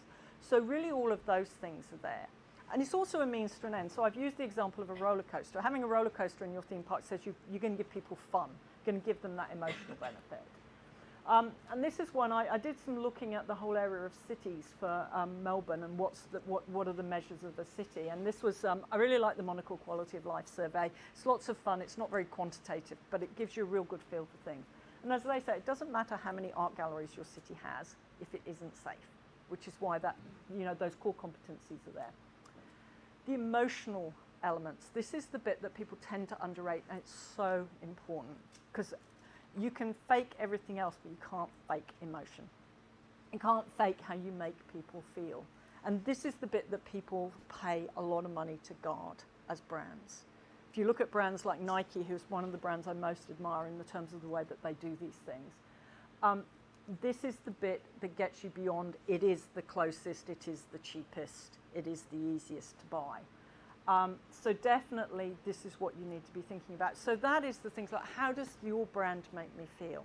How does your heritage destination, your coastal destination, how does flying with Qantas feel different to flying different with British Airways? What are you buying?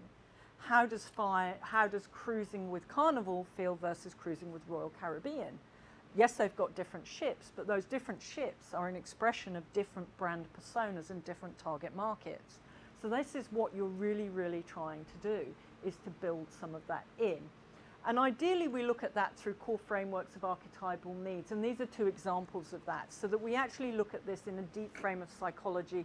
What is the brand allowing the customer to feel they are inside to tell other people they are? You know? What does it feel like to say you're a Qantas customer versus you're a Jetstar customer or a Tiger customer or an Aeroflot? Because you know, people used to say to me, the airline industry is all about price. And I'm going, well, in that case, Aeroflot would have been the world's most popular airline because you could buy Aeroflot tickets like that. It's not true. It's about this. So are you about making people feel like they're out there pushing the boundaries? You know, Nike, you know, just do it. Are you about people making feel like they're cared for and loved? Are you about making them feel they have fun? Now, all of us have got a home segment, but in different situations, we might be different. So I'm going to come up with a confession that, you know, I'm pretty much over here, you know, push the boundaries, change that. I do Zumba twice a week because just occasionally, I just want to have, which sits much more in this lover jester type space of fun, light-hearted, not too serious. Because, you know, most of my life is serious. Most of my life is what am I going to do next, planning stuff. For an hour, I'm just listening to fun music, I'm moving my body, and somebody else is telling me what to do. When the Zumba teacher's going, what's next, I have no idea. Zumba is a very smart exercise brand. They made millions by making it easy, making it fun, and saying that it does things. Lots of people are fazed by it, think it's weird, but the people who are into it, it's kind of a cult, like cruising. I probably won't take you through all of these ads, and it's a little bit dark on this screen, but 3 ads that really, for me, capture great emotions that capture brands. And I think we've got some people from Qantas in the room, so they might recognize. So this is a brand for Visa. And it's about, it was a sponsorship they did of the refugee team at the Olympics. Visa. Oh, Visa. Yeah, the credit card. This is Qantas. So this is their connection to home, feels like home, which is the evolution of I still call Australia home, which is what I mean about the idea of the evolution of the brand and that emotion about connecting Australians to home. Bronze ex Qantas, I used to do a lot of branding work with Qantas. We'd sit in focus group after focus group with Australians, where they, especially Australians who lived overseas, where they talk about how you get on the plane and the steward says to you, are you ready for Vegemite, sir? And how that felt, how that feels here for people. This is a British Airways ad from the 1980s. You can link to all of these there. This is an ad that talks about functional benefits of flying British Airways business class. Have a look at the imagery, it's so different from where we are now. And it shows why flying British Airways puts you ahead of the pack. It's a very 80s zeitgeist ad, you know, it's all city boys, it's greed is good, all of that. So they've captured the zeitgeist, but they can convey to you, I can still tell you all of the benefits that they put in that ad when it first came out, and it came out 25 years ago, because it really, really got to why those benefits create a feeling for you, why flying BA helps you get ahead in the business world. So that's what we're there for. So that's our emotional benefits. So it's storytelling, it's your visuals, it's the benefit that you're selling people. So what is it that you're doing for them? Are you refreshing them? Are you re-engaging them? Are you putting them ahead of the pack like that BA ad? All of those things come through. So how will a customer feel? What will being a customer for your brand say to other people? Because that's a lot of what we do with brands. One of the fun things is watching people say to people, if I took your frequent flyer logos off the bag, how would you feel flying? Because those things say things about us. Your brand personality. This is the bit we got you to do with the brand party, is to talk about the personality of the brand. And this is around the idea of, that's why I tell you, is a man, is it a woman? Because all of those are things that help you shape your communication around this. But this is your personality. And you really need to think of it as in a human way. And that will help you if you need to target 2 distinct groups of customers. So a business customer versus you know, a family holiday. If you've got 2 of those segments in there, it will help you find the common ground between those, but talk to their different needs. So as I say, I'm always Carolyn. But who I am with Bron tonight when we have a drink will be different from who I am when I'm with my mum, you know? But there's still me in there. What's the me in there that's the bit I then present to other people in different situations? So if your brand's a person, what are you? Are you Rio, life and soul of the party in your bikini as a girl? Or are you, you know, you know, British Airways, Britain, London serving the drinks, what would you be? The essence of your brand. This is the bit that shouldn't change too much over time. You might tweak the wording. This is who you are, the heart of who you are, which is why we talk about the essence. This is saying that this is the values that you live by. This is the things that you will never ever compromise on as a brand. And it's really, really important. And again, this is similar. We can personify this, we can anthropomorphize this into saying it's about the values that you have. So are you reliable? Are you fun? Are you understanding? Are you flexible? Because that tended, you know, how flexible you are, how consistent you are, all of those things explain how you'll deliver the product. And these are always things that you should take and put and make sure this is the bit that your staff should definitely be across, because how their service interactions will work is how this will work. Okay, the brand position. This is a kind of bring it all together bit. And what it does is it sells that sizzle of the sausage. So yes, it's a sausage, but it's a sausage that tastes great. And it demonstrates why you're better. It demonstrates what's adding that value. Usually it's one or two, it doesn't have to be one word, doesn't have to be, probably not more than 3 or 4 sentences. It really encapsulates everything that you want to imprint. Because remember that neuroscience thing? This is, you're trying to imprint that into the mind of the consumer. So writing a short statement for your organization, your business is what about. Externally, it's often the strapline, the tagline, whatever you want to call it, and that encapsulates the brand benefit. I know probably people in this room are a bit sick of hearing that one, but the reason it worked is it told a very simple, direct truth about the brand in very simple language. Just do it. Like I said, Nike, self-actualization. That is what Nike is selling. I don't have to ask, I don't have to apologize. They've cast that differently in China from how they've done it in the US. They've done it for team sports like FIFA World Cup. We've got a blog on the brand piece where we talk about that on our website. Pedigree, we're for dogs. How well does that, they've lost that. I don't know why you would ever lose that. We're for dogs, brilliant encapsulation of what you are buying or paying for a premium dog food for. 40 years old and they've evolved at L'Oreal. We changed it from because you're worth it to because I'm worth it. How smart was that? Slight tweak, completely brought it up to date. These have survived. Singapore girl, she's 50 now. I think she's got to bits of Vampirella status, but all of those things. So basically what we'd advise, and those of you in Marketing Blueprint clients, you can get the video and run through this exercise. Go away and do that. Work through it with your teams. Find the words that are used about you. Ask people.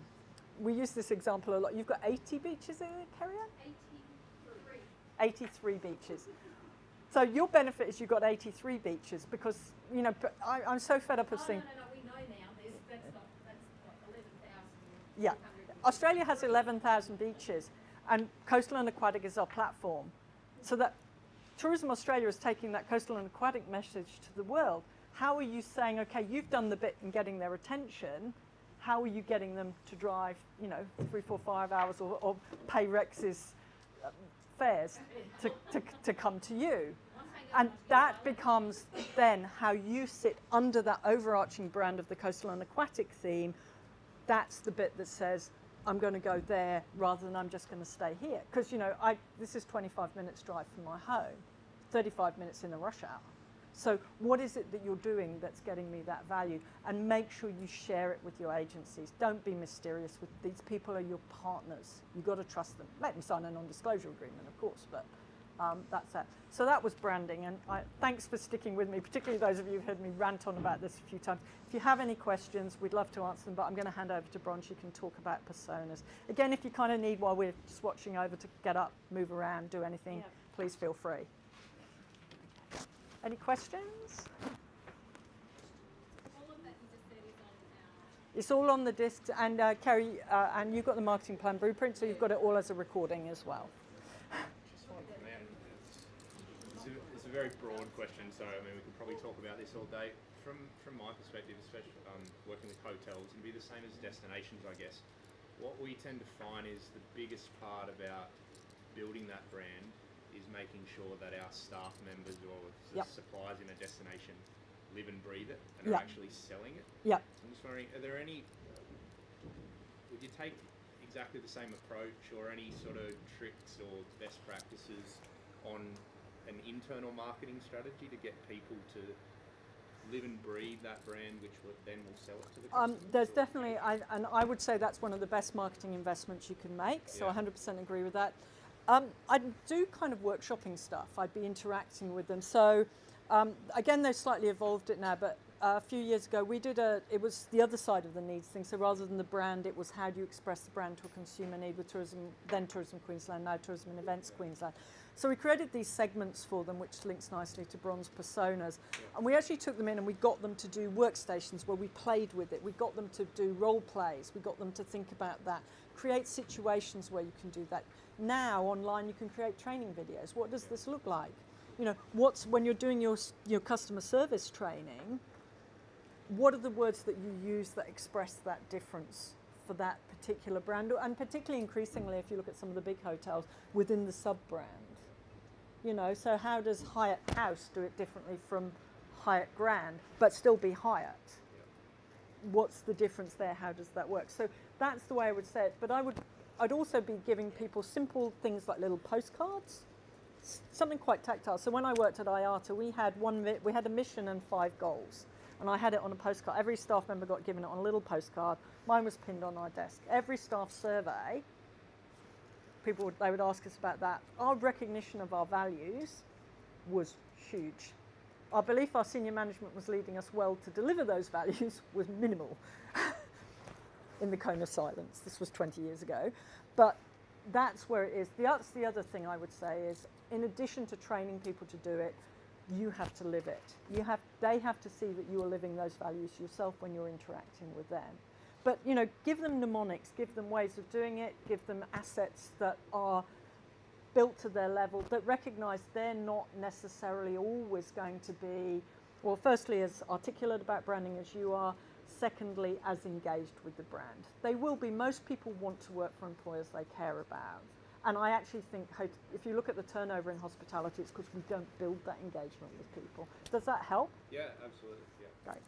Carolyn, can I just add to that, Yeah. you know, your kind of silence comment about Yeah. senior leadership? It Yeah. has to come from the top as well. Yeah. You know, if you don't have, it's got to be consistent. I mean, if it's just then, otherwise it's just lip service and no one's ever going to buy into Yeah, it. it's not genuine. Yeah, so Yeah. it doesn't matter if you're a small operator or you're a Yeah. big company. Everyone's got to live and breathe it. It's got to come from. Yeah, because how can you ask your staff to do it if you don't do it yourself?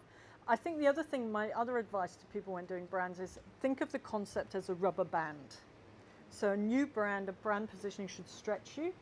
But if you think about what happens if you stretch a rubber band too far, it breaks. So, you know, for example, I see people put these big, massive, ambitious statements out there. If you're not ever, it should, as I say, it should cause you to reach up. But what happens if people keep reaching up and they can't get there is it breeds disaffection, it breeds cynicism. So I remember I used to have a client and they had this very ambitious, they were going to be the #1 example of placemaking in the world. They were a government-owned precinct in a capital city. So I'd go out and I'd always align my research to what they were doing, and I'd sit there and talk about this and how they could get there, and people go, oh, just take it away. You know, that's in there, that's in there for the senior management. We know we can't do that. If you know you can't do it, why are you saying you're going to try and do it? You're just setting people up to fail. It's exhausting to feel like you're never going to get there. We've just had that included into our, destination management plan, which Yeah. we've had for, we've got now what's called an EDAP, so Yeah. a destination action plan. And the targets that have been imposed in there are so unrealistic. We're just going, Yeah. never people, never. Who's in there for you? Oh, some idiot. Why didn't you guys? We've just got to We've deliver argued. on it. We've We've argued. argued. It's Yeah. like, well, that's what you get people. So I It's think like, that's it's 2 points of unachievable. consultation. Yeah. We Yeah. can't deliver on it. Yeah, but that's what, and as I say, it's that point where you sit down and say, okay, what can you do and where can, Exactly. but it should always stretch you. It should always feel like, I'm not quite sure we're going to get there, but there's always got that focus on where it is, and that's why I always mention this, because we see this as consultants. Those of you who are consultants in the room, how many times do we see? I was on the phone with someone yesterday, and it's for an attraction, and said, oh, we want this, they're going to upgrade their interpretation. We want this interpretation strategy to help us double our ticket sales. This attraction's been around for 40 years. It's going to double their ticket sales? And I'm like, why would you set yourself, you're setting, why would you want to do that? 5% year-on-year growth. I've just worked with, I've just stepped down as president of the APAC chapter of Travel and Tourism Research Association, and we've been going through a branding exercise. As part of this, I discovered we had a 10% year-on-year acquisition growth strategy for an association that aims at an audience as specialist as tourism researchers. It was actually quite good for me as president of APAC chapter, because the organisation is primarily North American based. I'm going, okay, here's the clue. You ain't getting those people in North America, because if they're in already. You might get 1% growth there. You need to be giving me in Asia Pac lots of money and lots of support, because you know what? We've got 1,000 schools in China that teach tourism.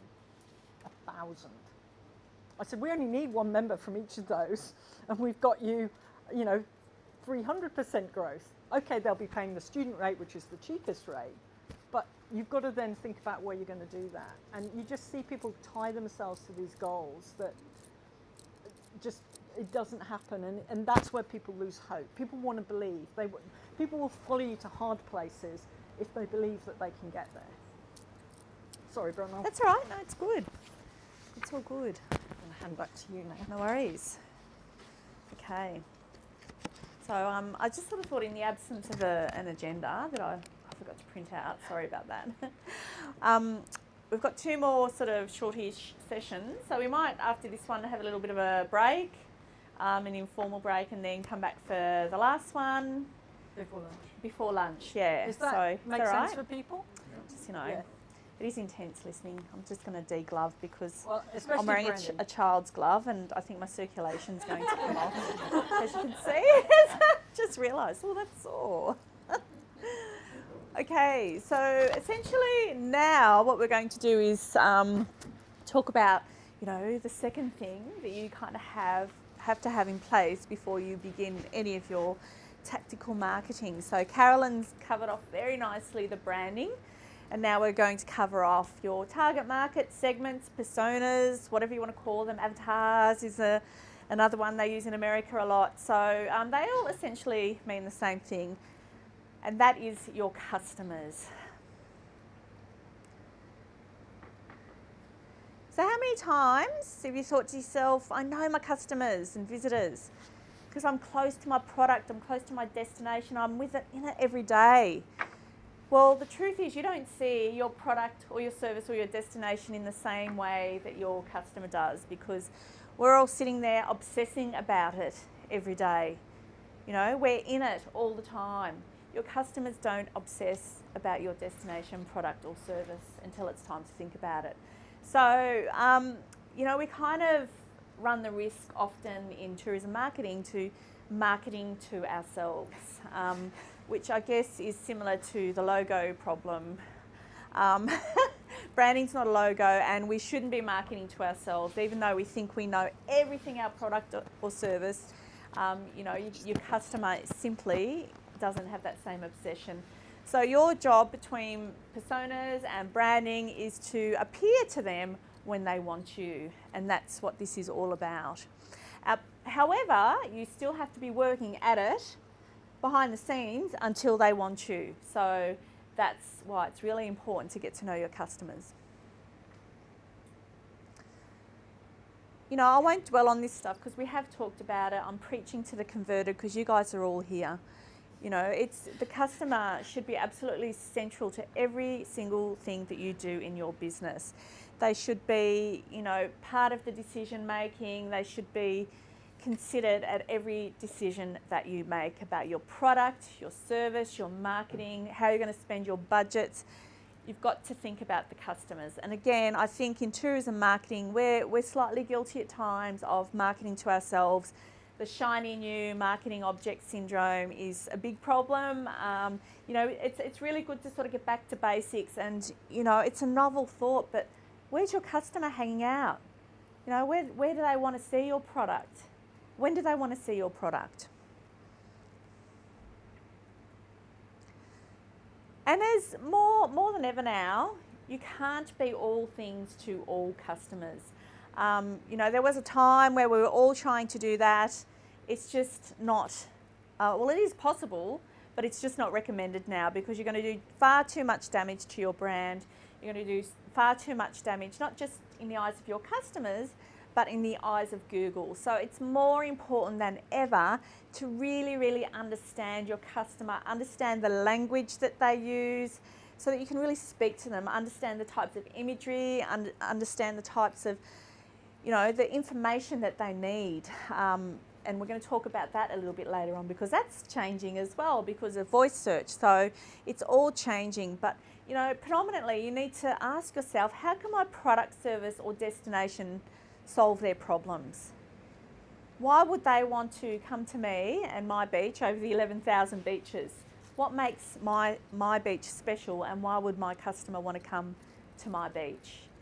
How am I going to cater to different types of customers at my beach that is different to other beaches? So that's where we're all at. And the thing is as well, you know, you need to ask, with all of these decisions you need to make, with all of the money, the time you're investing, you need to ask yourself, would my persona, would my customer like this? And that's what it boils down to. So, you know, they can be as complex, as sophisticated as you like. And we have some traditional ways here that we can really sort of research our customers. And these are fairly traditional. So I might get Carolyn to touch on the next phase that we're going into. These are really kind of, I guess, some of those, I won't call them old school, but traditional sort of elements that media is bought on. So a lot of media companies now are buying, you know, are selling media based on some of these really functional, I guess, you know, demographics, social media habits, viewing, what did I watch on TV, media consumption, product category. This is really functional stuff. But there's another element to it now that it's experiential marketing. Carolyn, do you want to, I don't know if I have your slide here. No, I don't. So Okay. do you want to just even cover it? Well, So I think it's really important. I think increasingly we're now looking at it, we're gradually moving towards the space that some of the fast-moving consumer goods companies have been in, where we talk about this in terms of needs or more emotive. Yeah, yeah, sorry. Yeah, sorry. So I was trying not to steal bronze thunder. So what we're talking about is the idea that we look at customers again through that matrix that I talked about with the branding around the needs that we're fulfilling and the occasions. And it was very interesting because I know Tourism Australia is they're going through a big process where they're now doing this. What's really changed and why we're now more able to do this is having produced over the years beautiful needs-based or occasion-based customer segments where it's really about, you know, I'm an adventure seeker and I'm an adventure seeker whether I'm 80 or 8 versus I'm a comfort traveller and I'm a comfort traveller whether I'm 80 or 8. The historic problem we'd have with this, and I know there'll be people in the room who lived this journey, is well, you can't buy media to that, which actually used to drive me bonkers because I'm like, okay, so I've done my job as a researcher telling you this wonderful predictive stuff about the way customers behave because it is more predictive. Now the technology is there for us to be able to look at customers in that way, in that emotion, even in that moment. And a couple of examples of that, and the Directions Australia conference, you were talking about this earlier this year, the TA team, where we were talking about this, you know, demographics is not destiny. My next sister, I have two brothers, big friendly Celtic family, is 15 months younger than I am. Her idea of a holiday and mine could not be more different. My highlight moment, my dream destination is to go sea kayaking in Antarctica, and apologies to those of you who heard me say a million times, we're almost got enough money in the piggy bank now, and now I have the lead time to go do it. My sister could not think of anything she'd less rather do with her time than be cold and wet and in a force 9 gale with leopard seals snapping around her. she's quite happy to go and sit somewhere really beautiful, you know, have a day looking around the museums and the attractions, what she calls bimbling. So we were born, we're both the same generational cohort, we're both Generation Joneser, which is the bit that sits on the lower half of the baby boomer, upper half of the Gen X group. So we're both that. We were born in the same city. We had the same life experiences up until I left to go to university. Couldn't be more different. So if you're marketing to us as women of a certain age, one of those messages is not going to resonate. If you're marketing to this person whose dream is to overcome the cowardly, horrible, scaredy child I was and be that person who sea kayaks with leopard seals, that's the emotion you've got to be talking to. For me, my sister's had quite a tough life journey, so for her, what you're marketing is that space and downtime and serenity. Can you see how you're already looking at that quite differently? So that's what you now need to be thinking about with some of your customer personas is, what are you selling? But again, I'll still have those likes. Like, it's been a really tough haul, so I went away to, you know, a wine region for the weekend this weekend, and we did bimble, bimbled around Hill End. I went wine tasting. I did lots of delicious food and wine. Still feeling that when I had to put these trousers on today, I can definitely say. So I'll have occasions when I need to do that, but they'll be different. So it'll be a short break that I'll do for that. Whereas for her, she'll happily spend 2 weeks doing that. So that's where you need to be thinking about that. You need to be thinking about that. Even just moving to generational cohorts is helpful over age. Stop thinking about millennials as young people. Millennials are now parents, and Bron's going to touch on this. So that's really it. Thanks, Bron. Thank you. And it's the same too. We can all change personas, sometimes, and you're all the same in this room. Bronwyn, the business traveller, seeks different things than Bronwyn going away on Sunday to Thailand with my family seeks different things. So, I'm looking for different things when I'm searching for different travel experiences. So depending on the experience, depends on the marketing that I want to see. So, and they're all different needs. And we're seeing a lot, it's really important to consider this, particularly as we talk about generational cohorts. We see, for example, there's such a stereotype around seniors looking for a certain type of holiday. I'm terming seniors crazy seniors now because they're doing crazy stuff, crazy holidays. They are extremely adventurous, looking for immersive experiences, looking for experiences where they can rediscover themselves, go back to places that they went to in the 70s. They're touring with Gen Z, Gen Y and everyone else. They're seeking very similar immersive adventure travel experiences as people younger than them. So that's why it's so dangerous to get into that traditional mould of marketing to, the media consumption or to the demographic and that type of thing. So we've got to think much more broadly. And even like within seniors, there are single seniors seeking things too. It's evolving all the time as people become more confident in travelling. So what we'll do, we'll get into it now. Now, if you've got the tourism marketing plan blueprint, we've got to rebrand it. You'll see in the persona section. So in the blueprint, we actually have a persona library, which is completely done for you. So you actually don't need to do any of this work. So make sure you go into your persona library because, we've got anything from, millennials, we've got seniors, we've got single seniors, we've got immersive seniors. So we've even cut seniors down. What else have we got in the library at the moment? There's a lot coming on the street. Gen Z travellers, Gen Y travellers. So, and they're very, very extensive personas. So if you're marketing to a certain persona, you just need to go in there and it's all there for you. So VFR hosts. So VFR. VFR and yeah, VFR so we've got VFR and VFR hosts. So again, we've segmented the VFR market because they are, quite different hosts and visitors. But this is like, at the end, it's a snapshot. So, this is Karen and Bob. This is what one part of our persona in the persona library looks like. So, and this is the type of thing that you can hand around to your different departments, for example. If you're targeting seniors, if you're targeting the drive market, what we do, there's several things, because we're all time poor in the travel industry. It's not just about cash and budget, it's about time. So we tend to say, well, if you need to focus on things, focus on these things, because this will help you and everybody in your organisation visualise who your customer is. So we're looking at their goals and values. So what we're trying to do is give people an idea of who they are as a person, because this is really helpful when it comes to marketing to those people, because if you can visualise, you think, oh yeah, I know people like that, and I know the types of experiences that they want to do. So their goals and values, they've worked so hard all their lives, and travelling is their reward. And they're looking to, and again, like this to me reads like so many focus groups that we've done. They're looking to pursue their hobbies and interests. The kids have gone, it's their time now. They're looking to learn, they're looking to go back to some of those places and revisit places.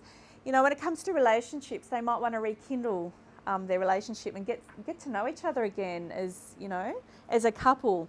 And they're really passionate about learning. So again, these are some of the things that you can consider in your marketing communications. Of course, the sources of information is really, really important.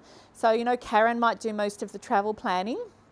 They're looking for, caravan parks. We've got to put trailer parks in there because we have American clients. But, we have to explain to them that trailer parks there are not like trailer parks here. In fact, ours are quite flash. They're going to be shocked, don't they? So yeah, we don't know quite how to communicate that. Don't sell ammo for a start. Pardon? You don't sell ammo. No, exactly. Yeah, that's a problem. So they're Googling, they're in travel forums, they're on Facebook, asking their friends, have you been here? Looking at some of the challenges and pain points that Karen and Bob face, they want to travel with their dog. Karen and Bob, Lucky is a part of the family, and they can't bear the thought of leaving Lucky at home with anybody else. So Lucky's got to come with them. So 9% of people in the UK listed their pet on their census form at the last census. How many? 9%. So one in 11 people listed their pet as a family member on the census form. There you go. I don't know what that excludes, says. of course, that excludes the people who really think of their pets like that, but weren't prepared to admit it on the census form. Well, that's right. I know. So, so these are their specific pain points. So, for example, if you're catering to the pet travelling market, which is emerging, it's huge now. People, and particularly driven by seniors, they all want to travel with their pets if they've got one. It's really, really important. So they're worried about limitations. They're worried about, Lucky getting sick along the way. So if you're a hotel that takes pets, you might want to have information on your website, for example, about local vets in the area that are on call 24/7. So again, thinking about that contextual information that people want. And very, very importantly, objections. You need to be able to answer your objections in your marketing, and that's something that I don't see very often. But answering objections is really, really powerful stuff, and will more often than not get people over the line. So, people saying, well, they're too expensive. They charge a premium for pets. Well, of course they do, because you've got to there's cleaning involved, there's more servicing involved in a pet room. So actually sort of answering those before people can ask you, if you know what I mean. What if we can't find anywhere to stay along the way with the pet? So, if you're promoting a region or a driving destination, that's the sort of thing you need to consider. And what happens if what if something happens? Where's the vet? So these sorts of things. So this is like a very quick and dirty persona, if you if you need. And we've got a template here in the blueprint if you need to go and you can just print that out and rejig it, whatever you want. So now what I'm going to talk about is, last year we did talk about the changing face of seniors and senior segments within seniors. What we're going to do now is talk about the changing face of millennials. So this is this kind of the image that we all think when we think millennials, crazy party animals? They're changing. we still sort of think of millennials as crazy party animals on their devices. Well, they're kind of still on their devices, but millennials are shifting. They're starting to have families now. They're becoming parents. So this is our new millennial. They've calmed down. They still want to party a little bit, I think, but in a different way. So they're moving into new life stages, millennials, and this is one of the updates in the blueprint, by the way. So you should. That's a hipster. Yeah, that's my sort of token hipster, living in the inner west. You know, that is the new normal. So, so going from, you know, crazy party animals to, you know, coffee snobby hipsters to, you know, dads that love their kids and love to get jumped on and so forth. And more importantly, millennials are business travellers, and this is a really huge shift that we need to consider. And they're business travellers in a different way to other business travellers, and I'll go through that in a moment. So the two differences now we have to consider is that millennials are parents and they're business travellers. So this will change your marketing.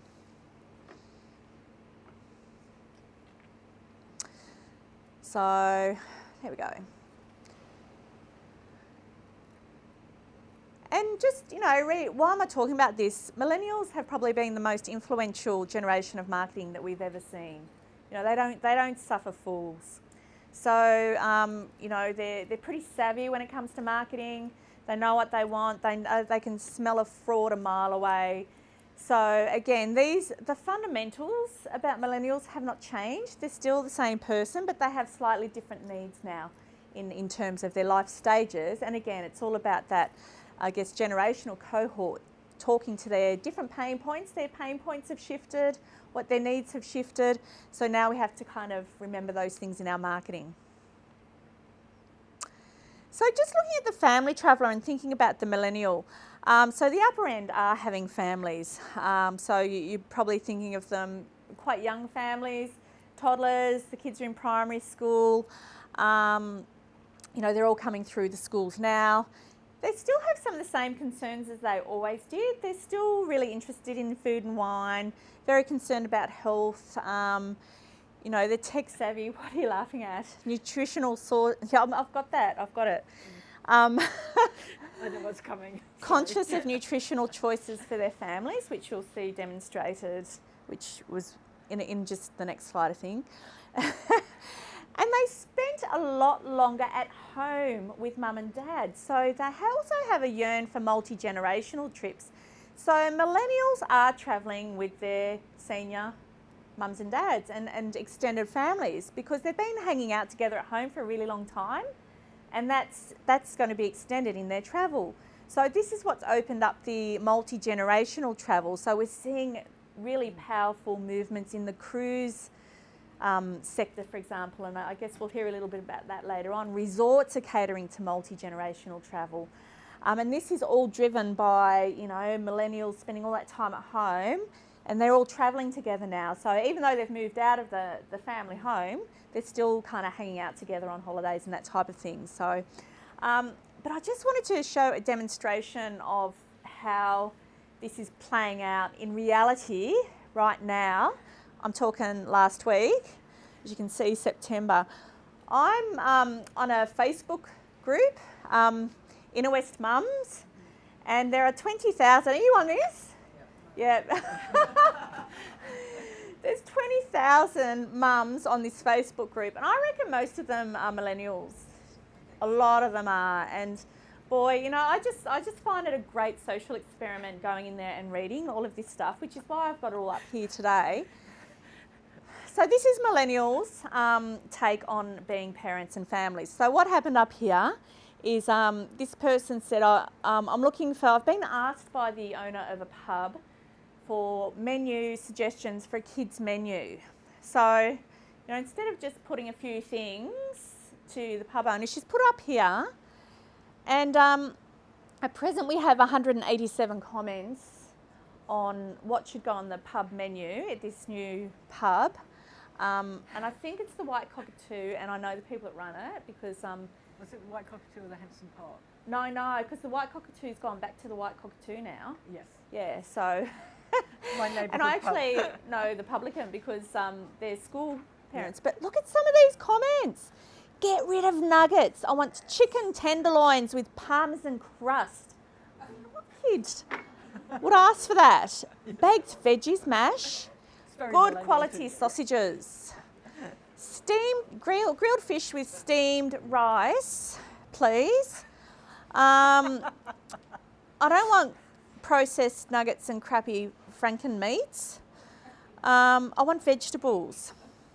What else have we got? Carrot sticks, hummus, peas, cucumber sticks, cherry tomato, steamed broccoli. I don't know, like my kids just would not eat that at the pub. But then I don't go, like, we never eat off the kids' menu. The kids, No. The kids just like, why do we eat on the kids' menu, Mum? Like, Yeah, so yeah. they sit down and they can Yeah, like, and that's what a lot of people said here. Because that's what people want. Yes. And because that's the way they're raising their families, so we can say don't come, but we need to listen to this. Yeah, we do. And I even took the kids to a Whole Foods cafe the other day. It's a client of mine, and they got the kids menu. And I said, the kids menu. It was still Whole Foods and lovely, but they're fine to order off there. Yeah, yeah. We are different family. Like the family unit is very different, and we dine out very differently. Yeah. We care about this stuff. Yep, yep. Are you prepared to pay the price for that though? Yes. I think that's probably. That's the secret, yeah. Because I think people think that we're not. Absolutely. And Comes I'm with a in price. group, and I Takes more am a time. demographic. I will happily pay $20 for my child to eat something that is yummy to them and nutritious.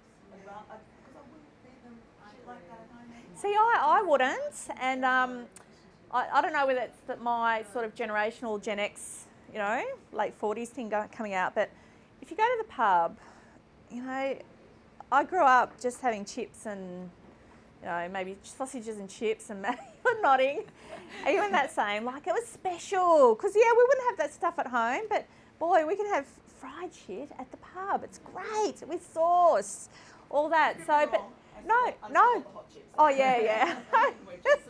And I'm quite happy for my kids to have fried stuff at the pub because, that's kind of a treat. It's a treat. But It's a treat. 20,000 But look mums, at these. 187 of whom bothered to post comments. Who are not me, yeah. Yeah. So, and they're really passionate. So if you go through all of this stuff, oh my God, gluten-free for my kid. Yes, gluten-free option. We may I have be a the boy on a extreme low example, carb but diet. It's quite common. So there's all of these things going on. Henson do it really well. Yeah. They just have it down. They're really good. Yeah. And it means you can really enjoy a great meal, and as an adult feel like you've gone out, that you're not like then dealing with kids, but the kids are all there. Yeah. They're all running around. It just doesn't feel annoying. Yeah. And the food is good. But that place, if ever you want to study millennials moving into families, you go to the Henson Park Hotel. It's a living social experiment, live. The Newport too. Oh, the Newports, yeah, I can see, exactly. And So, I think the other thing about it, because not all of them are there, these places are also spaces, so we talked about multi-generational, but it's, in the old days, what happened was once you had kids, you stopped seeing your friends who didn't have kids. That no longer works now. So places like this are now catering and benefiting. And you know what, if you type in the words family-friendly places to eat in the Inner West, Henson comes up number one. So Yep. back to the point that Bron was making about content, is people are delivering that, they're doing that. yeah. As an adult, and these women as well, mums, they do have a really good experience when they're dining out. Yeah. So they really Yes, enjoy it. and it's good food too. It's bordering on a gastropub, and so they're still seeking those same old millennial things that drove them to begin with, but you've got to supplement their experiences now to extend to the children. So it really was amazing. We were going through this the other day, and we just couldn't believe some of the comments. So anyway, so it's families, parents, millennial parents. Now we have millennials that are becoming business travellers, which is really interesting. And again, you know, even though we have to change the way that we market to millennials, pretty much what they are doing, what they think and what they want is the same. It's just transferring into business travel. The problem is that we're seeing the travel industry not keep up with this. Especially hotels, they're lagging behind in what, you know, in catering to the millennials, you know, because they're middle management, they're getting into senior management now, they're tracking fast, you know, and they expect the same on hotels and what they've been delivered on all of their other sort of branded products and services. So already, millennials are accounting for a third of spending on business flights, and it's predicted to grow to half by 2020, which is not that far away. And historically, they've valued authenticity in experiences, and that plays out as well to business travel. They're looking for a superior service, and they're willing to pay for it. And I think this is where the hotels are falling down. So, you know, they're all willing to pay if it's going to improve the smoothness of their trips, if it's going to improve the ease of their trips. If things are going to function and work, they will pay for it. It's not a problem. So we've got to get over that hurdle too. And again, support their appetite for technology. Just hotels and Wi-Fi and technology, what is it? Are we all in the same space here? Like, just big chains are not sort of giving us Wi-Fi and fast Wi-Fi. And this is, Carol, is that your quote there, Carolyn? I think it's the next one. So basically, yeah, this second one. So they're looking for spaces. So if you look about the way that millennials are working in collaborative spaces, some of the co-working spaces that are popping up, you know, offices are changing where, you know, you don't have a desk, you just go in and you get your desk for the day. That's kind of the way the world is moving. Hotels still have these business centres with faxes in them. What's that about? Can I just add something there, just as a really good live example of what's happening now? Yes. There's a really great guy, Tashi Dory, who owns a company called Two Space. Yes. So what they do is they activate spaces that are not functional during the day, so restaurants, for instance. Yep. And when we met about a year ago, I said, you've got to activate some hotel spaces. Oh, yes. A la New York, make it feel a bit, you know. And they're now in Five Brush Cutters and Ovolo at Woolloomooloo. Fantastic. And they've activated those dead lobby spaces and bringing in, it's a co-working space. And you pay, I don't know, $150 a month for your membership. So, and you can work there or King's Cross Hotel or some restaurant in Surrey Hills. Such a great idea. You know, and it was so pleasing when I saw the Vibe come up first and then Ovolo. I'm like, yes, finally. So more, It's happening. Honestly, more hotels Yep. going into working, collaborating with Two Spaces. Yeah. Activating these spaces. And it makes them feel busy. It's like a Chinese restaurant, right? Yep. So you let the Chinese people in a Chinese restaurant, you want to eat there, you know. It's buzzy. Yeah, and that's what we're all used to working in now. So these are the sorts of spaces that we should be looking to turn and convert our, you know, business centres into co-working spaces with docks, with fast, high-speed Wi-Fi. And with my CFO hat, to the point you're saying it's an underutilised asset. So. Oh, I think all the incremental revenue. Oh, Yes. Coffee or get a, you know, hotels and the F&B are always, you know, it's always a struggle. I'm like, there's so many incremental revenue opportunities. Yeah. So much more. And this is one that's right here because when they're in the zone and they drink a lot of coffee, Yes. you know, it's a no-brainer. It is, isn't it? We're not, well, more hotels aren't. I don't know. I just don't get it. I think they're starting to think about it, but again, they're lagging. You know, they don't do things quickly. Yeah, yeah. It is a very traditional industry, and you know they are lagging behind everybody else. They're letting the team down in a sense. Now this is a great quote. I think Carolyn picked it up. Who was it? Did you? I was attending an international board meeting for the Travel and Tourism Research Association, and one of the other chapter presidents is a millennial travelling on business, and we were staying in this hotel in Washington DC, and you had to pay, I think it was $35 a day US to have access to very slow Wi-Fi. But, and we had this conversation and we both said the same thing here, because this is my ageless millennial hat on here. But, you know, they'd give me 20 paid channels of satellite TV when I was there for a business trip, and this was what he said to me. So, Rodney, feel free to read it out. Yeah. TripAdvisor at the local government conference told us that they're free Wi-Fi. They immediately $20 Yep. onto the room. Room rate was just an absolute Yep. seamless. Yeah. thing. It's a clincher, isn't it, for so many people? Unfortunately, it's an infrastructure challenge for most of the hotels. Yeah. Because they have to rip Yeah, the they walls all- out and put in cable. Yeah. So that's the major challenge. But we've been hearing that for like 5 years. I was working on that in one of my last projects. Yeah, I know. Like, it's like, Yeah. just rip it out. Just do it.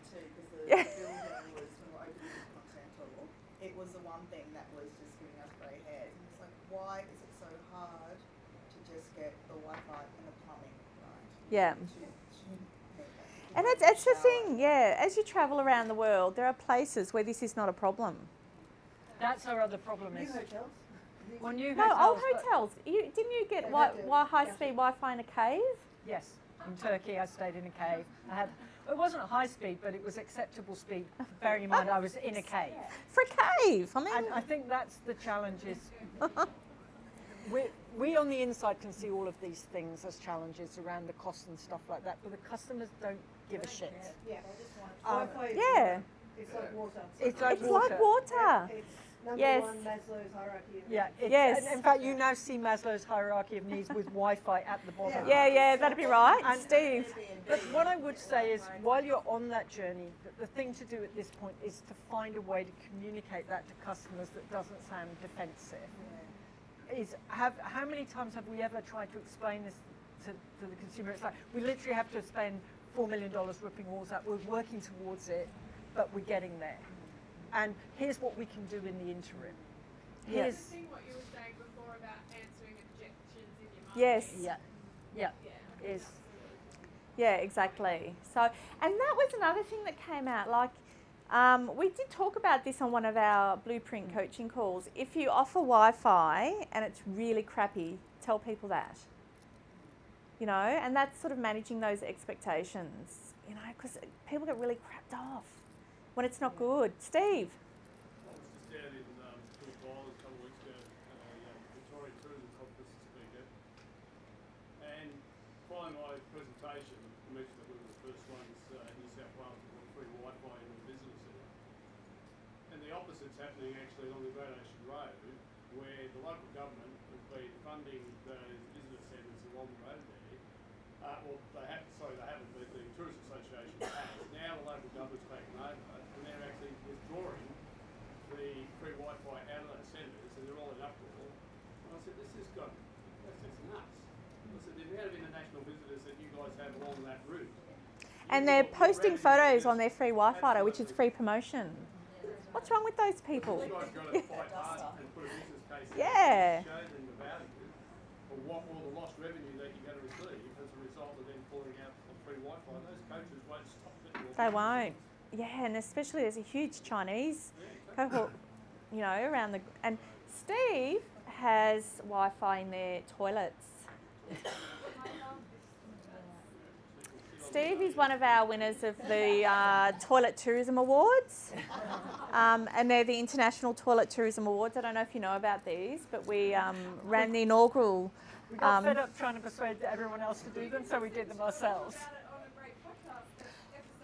Yeah, what was our episode? The toilet. Actually, we probably need to revisit that again. It's been a very popular episode. Yep. So, Great conversation. Wi-Fi in the toilet. And Well, that's where most parents go to escape, right? yeah. That's all it really takes. It's awesome.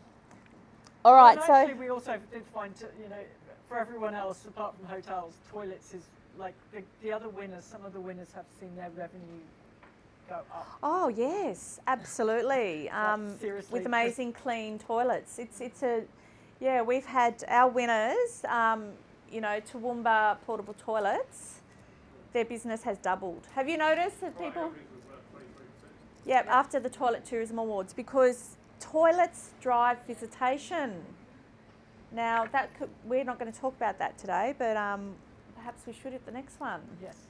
Yeah. So I think it's a really, like, the stories that you guys tell about this, the research is really interesting. yeah, exactly. It's an easy It is so easy.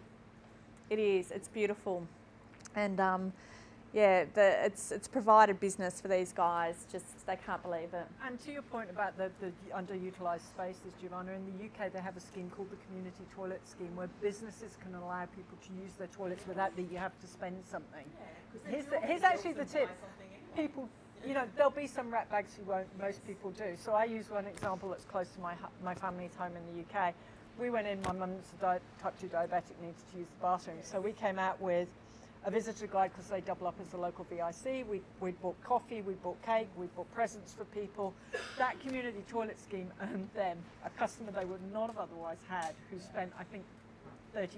So, when I see all those targets that people have, that's one very quick win. Get people in, stop worrying about, can I get money out of them? Yeah. I mean, Steve has brochures in his toilets, audio, everything. So, and it keeps people in the town. It makes them spend money. So we love it.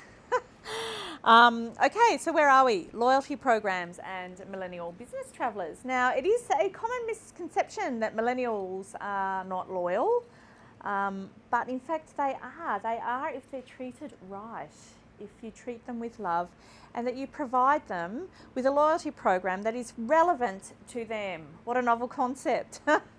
So again, this is where I guess we're not seeing loyalty programs evolve much. So they need to evolve, they need to cater to the needs of the new round of business travellers. Now we're seeing, for example, Qantas Frequent Flyer doing, I think they've had to go, but Qantas Frequent Flyer are doing this quite well in that it's not just about points, but you can redeem your points, earn points on a whole range of different things that are relevant to them. So, just looking at the wine, you can get technology, you can get a whole range of things with Qantas Frequent Flyer now, other than flights. So, they expect a program to be really dedicated to their needs and their own tastes, and something really tailored too is even better. So some of the things that they would like in a program, and this was research done a while back, is they're also looking at points for referrals. So if they're going to refer people to your brand, how can you reward that? Opportunities to earn bonuses by doing a specified activity. So again, this is really tailored to their activity.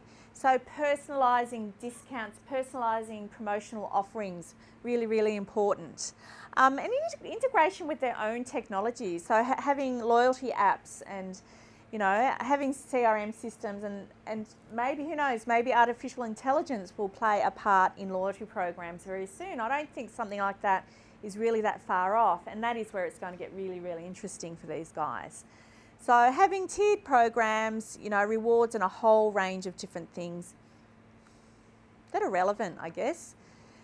Now a little bit here on marketing to millennials. And again, this is all in the blueprint and we talk through it more extensively there.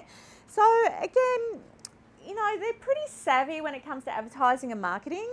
Millennials, they as I mentioned, they can smell a fraud. They know advertising, marketing speak, so just don't do it. They really appreciate brutal honesty, no matter how counterintuitive it might be for you as a marketer or in advertising. They would appreciate it even more. So again, they're more likely to look at peer review, whether that be family, friends, or TripAdvisor or any type of review site. And making your content really, really relevant. Again, looking at some of those hotels in America and even here, still talking about fax machines in their business centres. Like, it's just, and I look for that now because it's my thing. So. The thing about fax machines and lawyers use them because you can't trust social media or once True. you file online, it's there forever.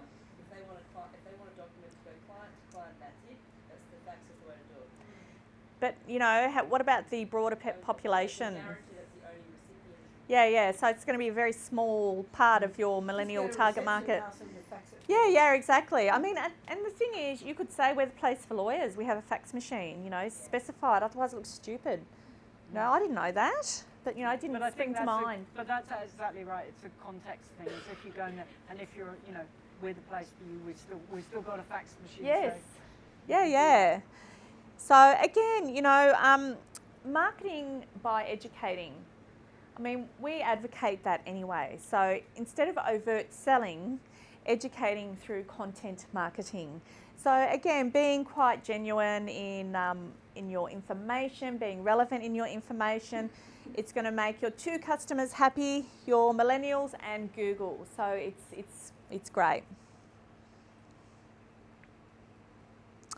So again, being authentic, they just can't stand fake marketing.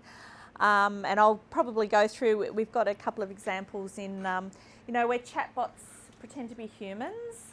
That's really annoying to millennials, and I think most people, I've got an example here, I think coming up, I don't know if I've put up here, where a chatbot says, oh, Paris is one of my favourite places. And you're like, really? Do you think I'm that stupid? But some people actually think that is a human, so we've got to think about less and less people. So that's a risky strategy.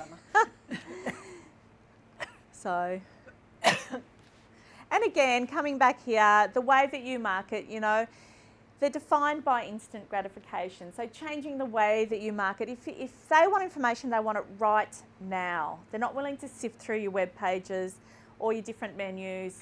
You need to be able to provide it to them now. And this is going back to that whole, the basis of semantic search and those original algorithms. If you can make sure that your information is relevant, trusted by Google, so it's presented to your millennials. So by this sort of stuff, I'm talking about short, sharp videos that show them what's in your room so that they can see what, that the PowerPoints are next to the desk. These are the sorts of things as a business traveller. You don't want to be having your cord sort of draped over your bed to get to the desk. These are the sorts of things that they're thinking about. So videos are relevant content so that they can see. If they're there for a week, they want to know all this sort of stuff. One of the interesting things about millennials is that email is still the best way to connect with everybody, and even millennials. So it's a bit retro, a little bit old school, but remember with millennials, if they have opted to give you an email address, they want to hear from you. If they don't want to hear from you, they'll opt out. So this still is the most powerful form of marketing to millennials. And of course, peer review, it's all about family, friends, people like them on TripAdvisor, Google, all those types of places. And ensure your content is micro moment ready. Now, I was going to touch on that in that quote there. So Google micro moments are the quick, short, sharp moments where they're looking for information really quickly. So these are really highly charged moments of intent. So you might be, sitting at the bus stop or on the train, or you might be, waiting. Sometimes I have micro moments when I'm at Kung Fu with my kids where I want to find out information right now. And I might even book right now, but I need to know there and then. So if you're available in that micro moment, they're likely to remember that and either book with you there and then or go back to you. So it's really, really important. Visuals are really important here. Video is really, really important. Having content that is really kind of easy to scan as well. When you're thinking about the way that you've got to change your marketing, scannable content that's easy to take in.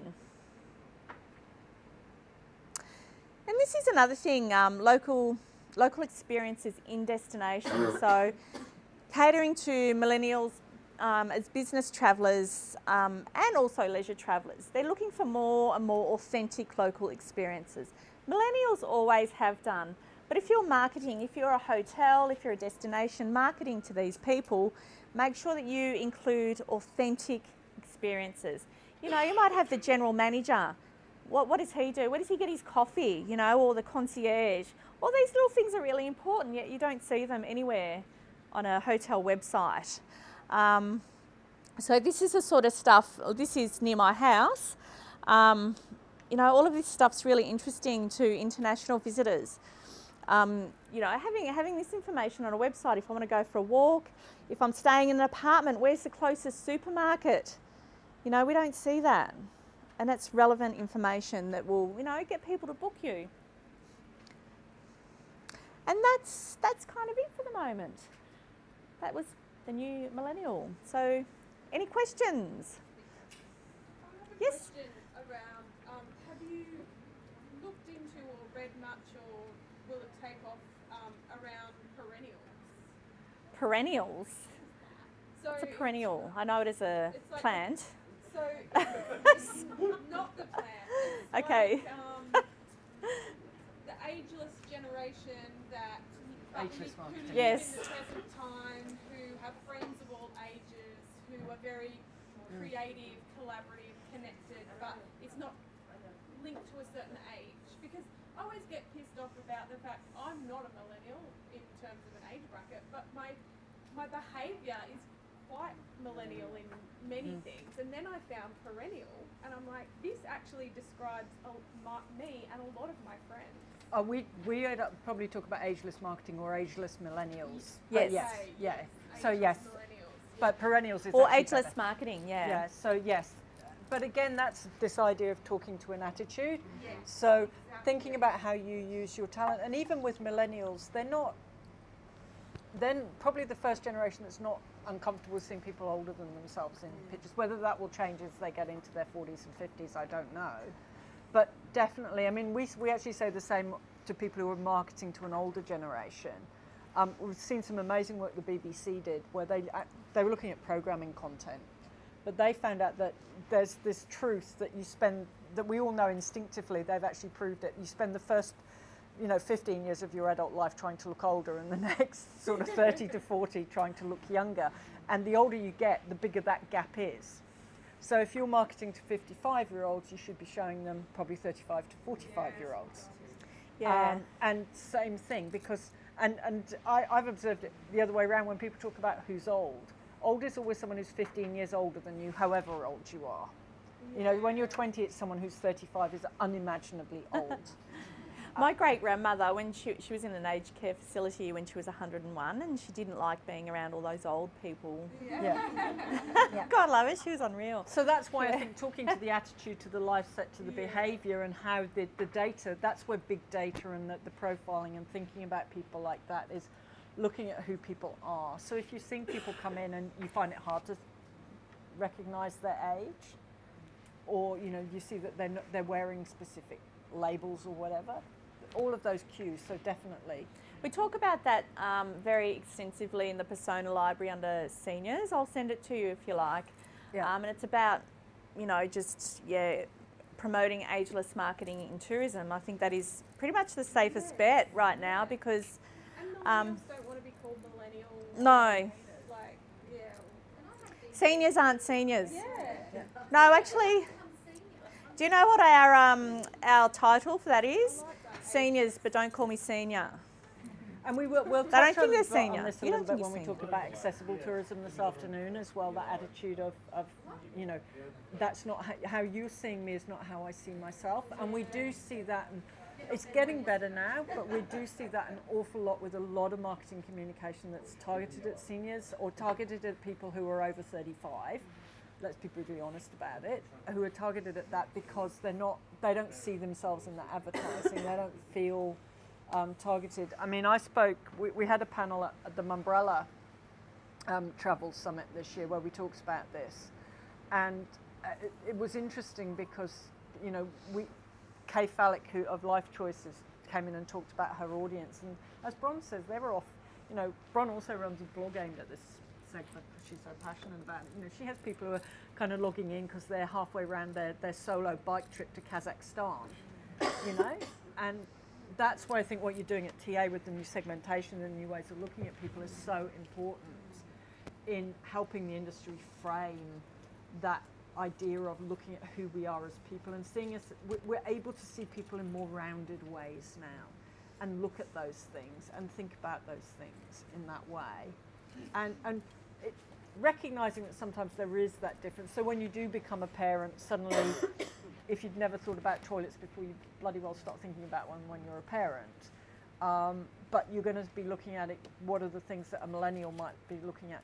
Is this somewhere I'm going to change my kids, whatever. Seniors are kind of like the new Yeah. In the sense that as soon as their kids are grown up, it's like freedom. Like my in-laws have just last year retired, early 60s, rode one motorbike from Bundaberg, Queensland to Italy, obviously on boat.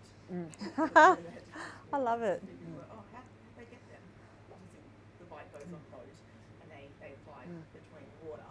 But they did that in 8 months. They're now living in Italy, having a great life, coming back, and they're going to do it all over again, but this time not through Russia, but through India. It's kind of like, they're like, the youth is... That's so youthful. You made that point before, Brian. Yeah.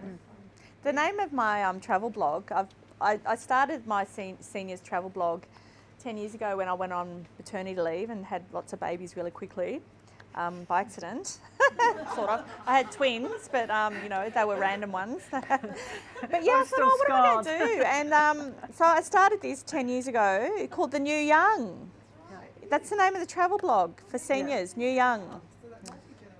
Yeah, they're crazy. They're doing crazy stuff, and it's so fabulous to hear about. They're just really amazing. In focus groups, we are always really come out feeling totally energised with a bunch of seniors because they are awesome. Yeah. We have people, quite often what we're seeing is there's two divergent groups. There's the people who've got to do it all when they're young. I mean, I think if you think that someone like Tony Wheeler is a senior of Lonely Planet, so there's the people who, the generation, the Lonely Planet, we actually also talk about them as the first Lonely Planet generation. They backpacked across Afghanistan and suddenly we're showing them pictures of grannies with cardigans on. Yeah, and these people are like, thinking about the 60s, they were swingers, they were trying, drugs, they were going to places where you there was no TripAdvisor or social media. To find out what was at a place, you had to actually go there. So, I mean, in a sense, the spirit has stayed with them. And they're a lot more adventurous than what we're seeing with millennials and younger travellers who are slightly more conservative. So it's really fabulous. We love studying them. But the other group is the ones who didn't get to do that, who stayed home, got married, had kids. They're now going, I missed that, I want it. And that, I think, is just as important to remember, is there's those two life journeys, but they both ended up in the same place. Did you? We didn't do the living overseas thing, but we talk now about taking a gap year as a family. Yep. And I'm like, because when my husband suggested, I'm like, you mean a gap year, but as a family where we don't work? Yeah. We do. I would be up for that too, yeah. Just getting a head around, but it's good to recognise both those that, But there is that convergent now that I'm revisiting, I'm catching up, but you're both ending up in the same place, which is I want to be doing those things. I saw my girlfriends go off and hitchhike around Europe, and I didn't. Now's my time. And I think the other thing about this generation is this is probably the only generation we will ever see that is both time and cash rich. Yeah, and that's the We're difference. going to talk a little bit later about what happens when the money runs out, but they've sat on this unique rising property market. They've sat on assets. The upper end of the cohort has defined benefits pensions. Oh my God, would not dream what we could do with a defined benefits pension.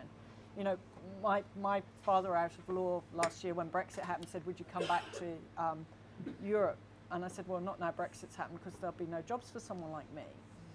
And he's going, oh, but I don't see what difference it would make. And I'm like, no, because whatever happens for you, the money comes in every month.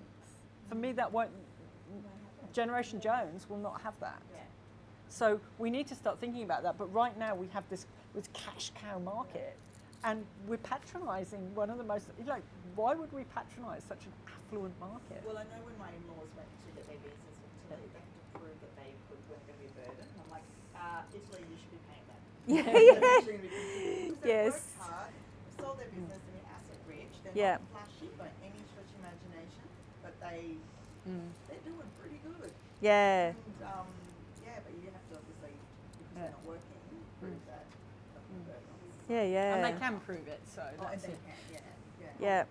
Okay. All right, well, we might have a little break just to sort of stretch and, then we're up to customer experiences. maybe 10 minutes or so. We'll round you all up. And we're talking about customer You're the experiences star. next.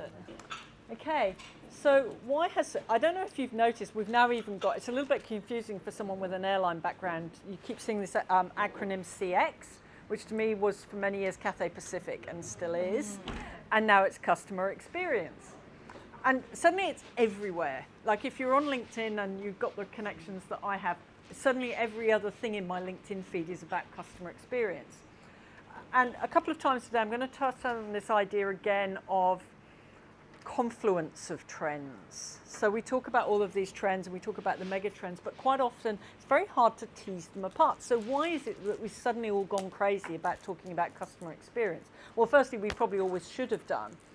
But I think the first thing that we need to think about is increasingly we live in, it's actually, this dates back to, Tammy, 1993, the first Harvard Business Review article on the experience economy. Yeah. We live in the experience economy now. We increasingly value, and again, it's that hierarchy of needs, we increasingly value emotions, moments, experiences over stuff. So that's really important. So, and this is a little chart that you can come in and see. This is from some work looking at that Amadeus did with Oxford Economics, and they looked at tracking what spending is on stuff, which is the green, versus experiential, which is the red. And I think you'll notice that even people who are selling stuff are now selling experiences. So, you know, if you look at all the sports manufacturers, you've now got concept stores where you can go in and you can, you know, kick a football while being in your team's colours and stuff like that, because they now know that what they're selling is no longer trainers or football boots. They're selling that moment where you believe you are actually kicking the goal for your country. So we live in that experience economy. At the same time, that technology that we've been talking about today has empowered us and connected us a lot more. So we're always on, we're connected through, we can have that ability to interact with brands at more and more and more points. I thought about putting in there all the generational change that sits behind it, but again, it's pretty hard to disentangle it, because part of the reason millennials are the way they are, and centennials, the group behind them, are, and those of us who are perennials, in Holly's new word that I'm going to flog to death now, is that how much of that is we change and how much of that is technology. So if you look at people now, the iPhone is 10 years old. So literally anyone who's kind of 18, anyone who's through 18 to 25, they pretty much always grew up with a smartphone. It's not even that they grew up with a mobile phone, which is the upper end of the millennial cohort. They grew up with a smartphone, so they literally have no idea. We were joking about the fax machine, but I remember it was as little as 10 years ago, we had a client, and Telstra had pulled the internet on most of New South Wales. Gotta love that when you're running an international business, and we had to get something to a client. And I said, get it out. Came back, my millennial staff, and I'm going, did you go? And they said, oh, well, the internet's still down. So literally, to them, the message and the medium were the same thing. I'm going, you see that funny machine in a corner? You know, you stick it on there, and the client who sat, you know, half a world away in Dubai, they don't know our internet's down, they don't care our internet's down, just stick something through there and it will get to them. So, but literally to them, they could not imagine a world where if there is no internet, you're not really there. So it's empowered us and connected us in that way. So we're now thinking about those experiences, so you bring those two things together. And the other side of that is, through this, we are generating a mass of information. As I said, honestly, Google knows more about me than Andy, my life partner, does. Because I put things into Google that I don't actually tell him about. And believe us, most people do. And if anyone was on our webinar last week, we all saw that with YouTube. So somebody was presenting something. And I was sitting there going, what does it say about me? There's a lot of Game of Thrones and cat videos. So big data has enabled people on the other side of that to understand and tailor and know us and connect with us. And whereas at one point, you know, if you were a hotel or an airline, you pretty much didn't have any connection with the customer till they fetched up at your check-in desk or whatever, if you were lucky. Now we have that points of connection much, much earlier, and we have more tailored things. So as a result of this, our expectations have changed, and our expectations of the relationships that we have with businesses in our sector has changed. You know, it's still tougher for us than for other sectors. We're still all struggling to own the customer journey, but who owns the customer journey wins, basically. So now, just for a change rather than show our path to purchase, I thought I'd borrow Amadeus's. So now what we're finding is customers expect us to be, from the moment they first make that connection with us, they expect us to be there and in a relationship with them all the way across that customer journey. From that moment when we're sitting there going, where shall I go? I still prefer dreaming to inspiration, because I think inspiration is what we do, dreaming is what the customer does. You know, through to the idea of going out and doing it, through to the stage where, you know, we're getting ready to go. All of these stages now, because the customer knows we can do it, this is one of those rare occasions. Quite often Bronwyn and I will say, just because you can doesn't mean you should. Now the customers think because we can understand them, we should understand them. So our expectation, it's a global economy now, it's experience, we want it to be smooth, we want to be there, we want to have that relationship across. So I think that that's now the expectation of what's going to happen, because I now have a direct line to you through that funny little piece of metal and, you know, a few bits of radio waves. And we need to be able to think about this and break it down into multiple levels, because what we need to understand is the ecosystem that we're operating in that customer experience. So what is the context in which people are doing it? Bron talks about micro moments. You know, I could be searching for my holiday while I'm waiting for a coffee. In Sydney, we are sadly probably looking and searching while we're stuck at traffic lights or in traffic, but in China we're sat on a bus. We want to be gaining that information. That suddenly that time feels empty if we're not connected. Anyone ever been at a conference where someone tries to get you to hand your mobile phone to someone you don't know? It's a pretty scary feeling. So we need to be understanding that context and the system and the constraints that we operate under. Then we need to be thinking across that customer journey that we just saw. So breaking down the silos, which can exist in organizations, particularly larger organizations. You know, there's, so we did some work last year with high-end event planners, luxury end of event planners as part of our luxury travel research. And we sat there and they said, you know, there's this big problem. And I go to somebody and I say, okay, do you want to tender for holding a group of 20 CEOs from our global organization? Let's say we're Siemens or somebody like that. And the marketing team, the sales team do this shit-hot proposal. And I say yes, and then I get handed to someone else and I have to explain everything all over again. And I'm giving you thousands of dollars. So customers don't really care about our silos. They don't care about our internal structures.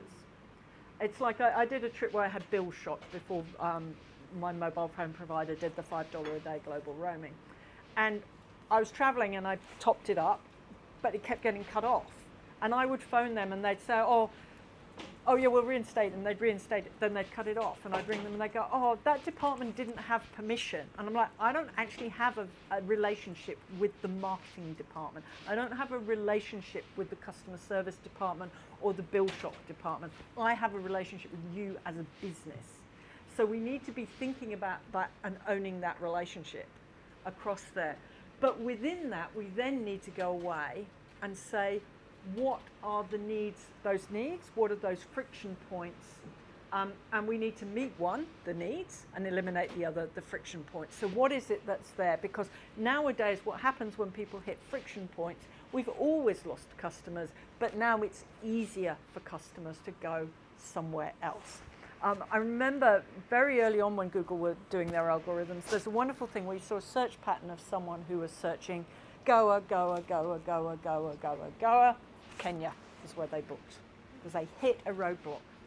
And in a world where you can choose between Goa and Kenya and Australia, hitting roadblocks, really, why would you want to do that? Why would you want to make it hard for people to give you money?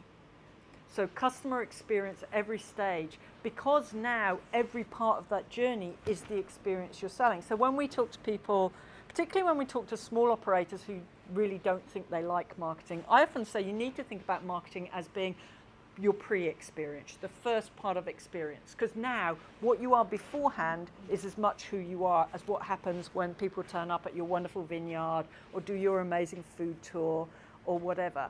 That you really, really need to do that. And Bron and I actually had an interesting example of creating friction and not seeing that side. So we were trying to get some stuff printed for this. Our printer was on holiday. So he did the right thing. He said, okay, here's someone I really trust who's going to look after you really well. Passed it over to him. And then we kind of decided last minute we'd like these little notepads. So we rang the printer and said, can you do this? And he said, oh, I'm not allowed to do that now. They've told me, you know, I'm not to take on any more of your business. They want to pass it around to other people. I'm like, why would you do that? And we said to the guy, look, we're ordering you to do this. We're not going to do it with anyone else. You're not depriving anyone else of the revenue. So Bronze had been stalked by our normal printer. Yes, I was. It was bizarre. To do that. So why would you create those friction points in the relationship? Why would you make it hard for people to do that? And often we do things like we put terms and conditions in there, or, you know, you can't book it instantly. You know what? If you can't book it instantly, I don't want to book with you. I haven't got time, particularly those millennial business travelers. That's really, so meeting those friction points and looking at those touch points. So you need to kind of do all the way up and all the way down in terms of thinking about what is that customer experience journey. Where am I interacting with you? How am I interacting with you? Where are the silos? Where are the points where I lose people when I move them, like those event planners from the sales team through to the delivery team? That should feel effortless. Ideally, why do I have to deal with a different person? Why don't I have an account manager who's like, okay, those two guys will prepare the bid, I'll do that. Maybe that's not possible, maybe that's too idealistic, but thinking about that, thinking about all those friction points. Like, really, if someone's bringing you, you know, 20 CEOs who might come back and visit with you, you want to make it hard and make them re-explain to you what the dietary preferences of the CEO from Germany is. Why would you want to do that? And now I've broken this down into a few bits because, again, I think some of the stuff Amadeus has done with this is thinking about what that means and what that need state is. Different parts of it will be at different stages of the journey, but I quite like this. So they've talked about 5 or 6 different stages of what they've called the journey of me, and this is some research for Asia Pacific, and it's all in there. So it's know me, what I want before I want it. When we did the luxury travel research, particularly people who are paying that kind of money, we talked about the idea of ESSP. Extra sensory service perception. If you're paying a lot of money, you don't want to have to tell people. You expect people to know what that should look like. And people will share information with you if they see it's a benefit. We've changed our views on the idea of, you know, I don't want you to know anything about me. I'll let you know things if you use your powers for good. I think, to me, if I think of one takeaway from today, it's use your powers for good. Inspire me. Travel's about inspiration. So, you know, use technology to do that. How well do we use our technology? As Bronze says, it doesn't always have to be the most beautifully produced video, but using that in-the-moment video, in-the-moment techniques to do this. New technology people want the most, this is Asia after all, augmented reality apps that deliver digital overlays. This is the power of what we're doing in the customer experience space now, that we can put over the top of that, not just here's where your apartment is, and by the way, here's a link to the address of the best coffee, but here's on a map, here's on my image of my property, where's the sign, turn that way for the best coffee. So that really we're making it very, very simple and interactive for people. Connect me. We talked about Wi-Fi earlier. So, you know, I want to stay in touch with people. I want to be bragging about where I am. I want to be doing that. I want to be out there posting in Facebook and TripAdvisor, and I want to be on things like WeChat if I'm Chinese, and increasingly across Asia. WeChat is growing in India. It's growing across Southeast Asia. You know, it really, and instant messaging apps are just growing and growing and growing. So definitely do that. Talk to me again on my terms. We're no longer in shouting at each other. We've moved beyond that, or, you know, marketing to segments. We're in the world of the one-on-one. My relationship, I don't care about all your other customers. I don't care what they want. I just care about me and my experience. And how do I want to do it? So, you know, as Bronze said, emails for many markets are still there. WeChat, social media. Talk to me in the channels where I want to talk to me. So don't kind of force fit me. Now, this is hard for small businesses because, again, you don't want to be servicing multiple channels. So it's, again, about the point about your personas. Where are your personas?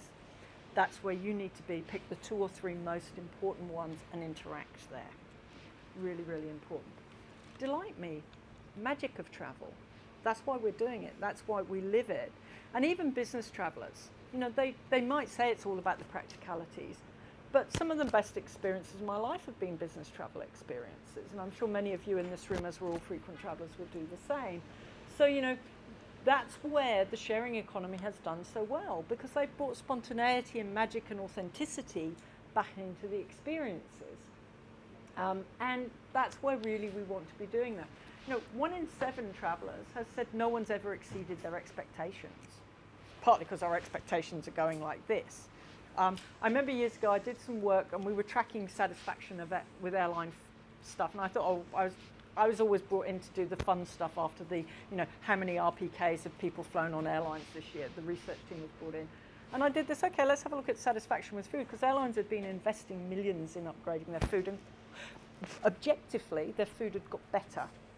The problem was our appetite for good food and our perception of what constituted good food, the expectation had risen faster. So we saw expenditure going like this, satisfaction going like this, because expectation had gone like that. And it's the gap that matters. The gap between what the customer expects and what you're delivering is what matters.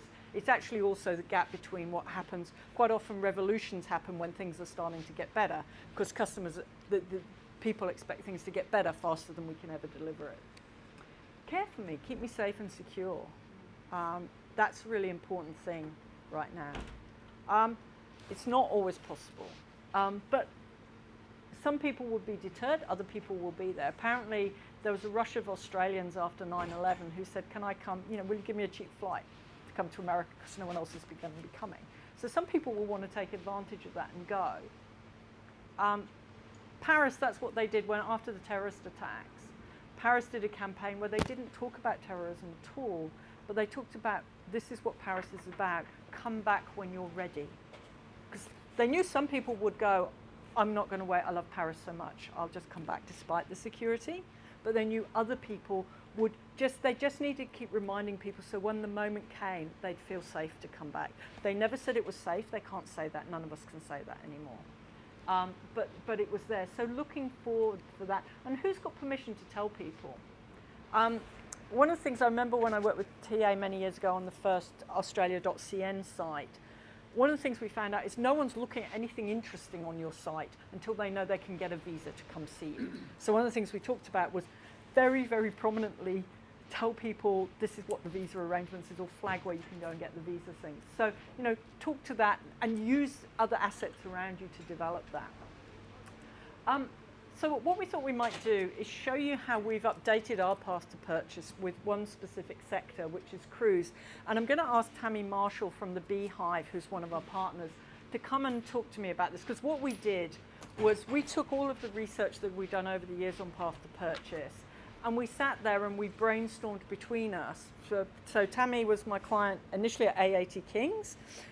We then took it into Inspiring Journeys, and then she went to Carnival, and we did that. And then when she came out and worked as a consultant, we were like, we have to partner with you because we know that we work well together. So what we did was we sat down and created this. And this is an exercise that you can do for yourselves. It's to sit and use all of the information you have about customers and partner. So I'm just going to flash those. Oh, this is not the right version, Bron. I checked that it was there this morning. It's been overwritten. This is not the right version. The map's not there. Hold on. It should be an email or something. No, I think it's got overwritten somehow, because when I checked it was... Do we have any cruises in the room? There you go, customer experience mapping. Is that it? There's 3 versions in there, mate. Yeah. No, who's cruise? I've cruised. Yeah. Oh, we got a few. I have, yeah. That's it. There we go. It's very unique. So who's passionate cruiser? Yeah, it's good. It's been a remarkable story, I think, in Australia with the growth of cruise. So, do you want me to talk a little bit about this? Yeah, I would. I'm handing over to the you. moment while you were. Yeah, no, great. That's why we did it, really. So Carolyn and I did the brainstorming and looked at the customer journey for cruising, and then we looked at the friction points. And it's kind of an interesting sector, cruising, because it's very integrated. If you think about going on a holiday, you kind of separate the airport from the holiday. But in cruising, so much of it is actually dependent, and to get that seamlessness of the experience, everything. Yeah. I think the friction points, what can go wrong, is much higher. And in Australia, we have a lot of challenges around infrastructure. So it's not necessarily as seamless as it could be. In my Miami, where they've built new terminals, they can embark and disembark passengers in 10 minutes. So, you know, in Australia, you've still got a little blue coupon waiting for the blues to come up to actually get off the ship. So, because we don't have enough planks and, you know, ability to offload people quickly because of our lack of investment so far. So I guess the interesting part, I think we sat down and went through, I'm starting to think about my holiday. This writing's a bit too small to see what's really going on. Start researching. Really interesting part about the cruise lines around the booking process that has been very successful. Just to give you an example is, usually you book your holiday to go on a cruise holiday, and one of the brands, Holland America, what they do is, I've booked my cruise holiday and then I'm going to come and actually, I've got a second contact centre who's then going to come back and then try and sell you the shore excursions, the restaurants, the massages, the onboard experience. And they have a second contact centre that then does those bookings. And what happens is the more you commit up front, then the more you spend on your holiday later. Because you've already thought, oh, that's all paid and done for. So what they saw by introducing the second contact centre and then selling more of the experiences and getting commitment up front is the spend per customer went up. So it's a very good strategy. My guess is that that would be true for actually almost any kind of trip, but most people don't bother. Yeah. It's actually a very smart strategy. The anticipating part is a really important part for cruise, and I think the cruise lines do that really well. They do the countdown, number of days, and then they start seeding all the different information, getting excited about the shows, and if it's a good cruise line, they'll be starting to get you excited in the anticipating part and thinking about those massages and the type of food that you can have. Do you want to buy a wine pack?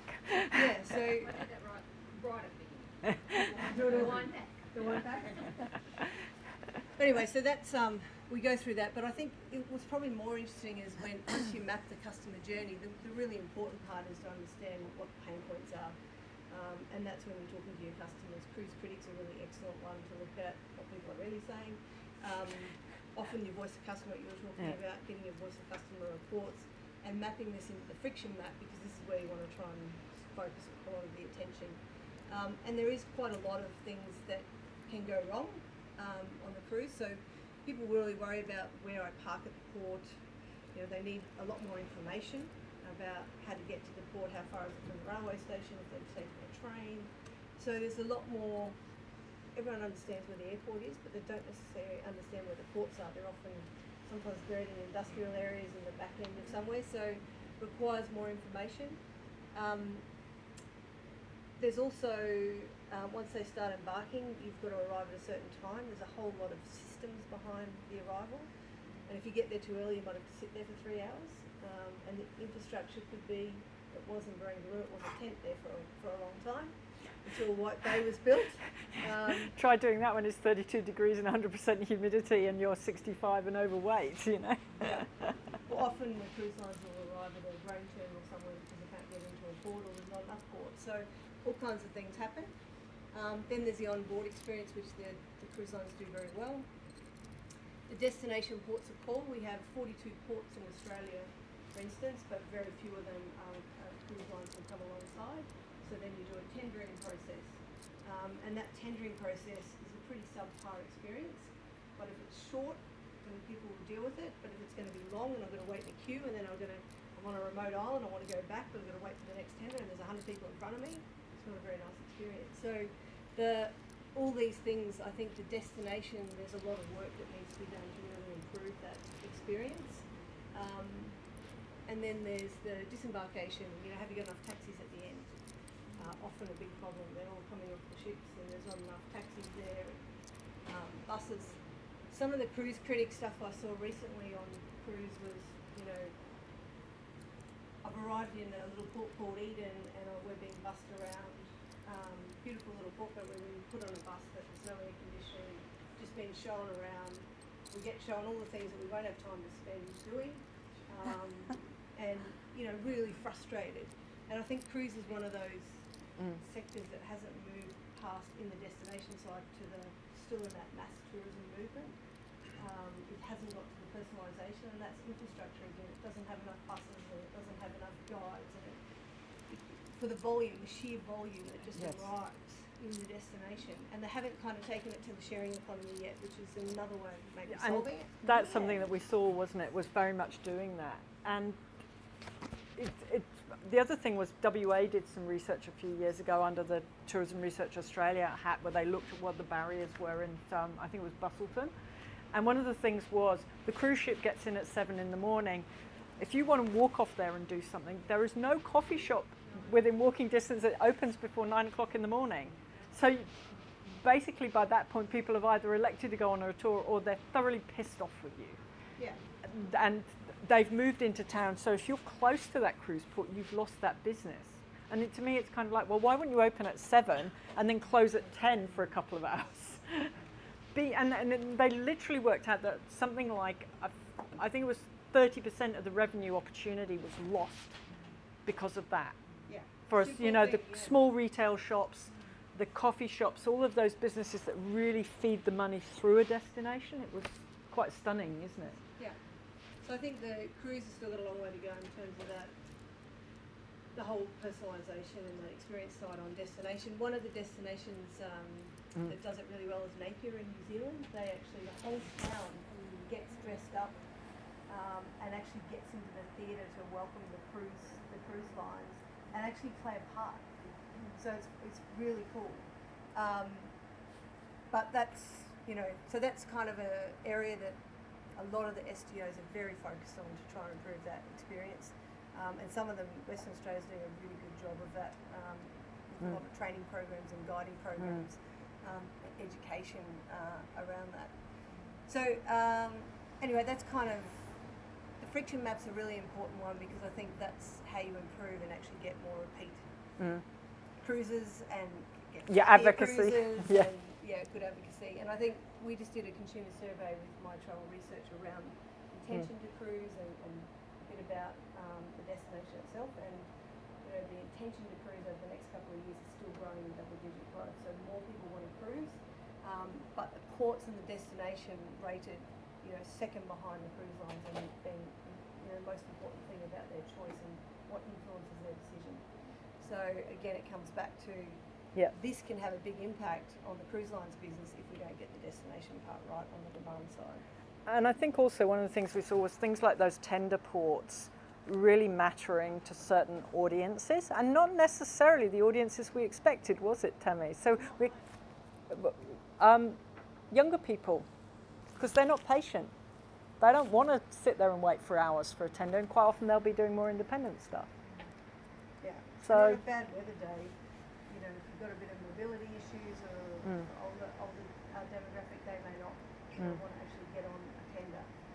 So Moreton Island's done it very well. They've actually brought in a few cats to offload people really quickly, and they can take 2 or 300 people at a time, as well as having the tendering going. But there's so many of those things that really impact the whole cruise holiday.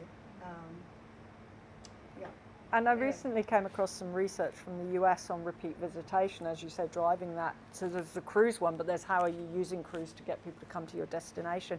And that shore experience, the quality of the shore experience matters much more for repeat visitation for cruise than it does for non-cruise visitors. Because non-cruise visitors tend to be there a bit longer.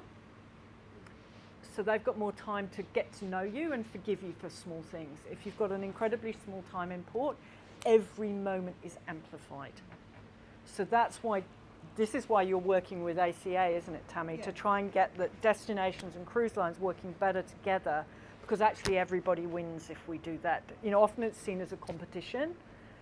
It actually, if you want it to work for you, it's not a competition. And if you don't want to be in cruise, that's fine. But if you think cruise is a good way to get people to your destination, and actually for many remote areas of Australia, it remains, you know, people would rather sit on a cruise line than drive 6, 8, 10 hours these days. So if you want to do it, it really is about getting that. Yeah, so. to me it requires collaboration because there are so many stakeholders to make this happen in terms of delivering that seamless holiday experience. And so having the ports and the destinations and then all the shipping services and all the logistics that fall underneath that, that has to work all seamlessly to make it brilliant for the customer. And you can see it easily. When it goes right, it's fantastic, and when it goes wrong, it's We had Sam and I had a wonderful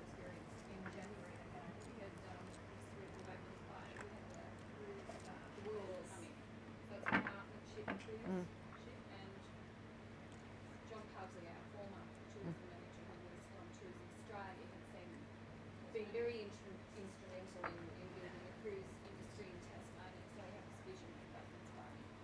And unfortunately, Volendam was, this was going back in 2009, Volendam, on American ships was coming in.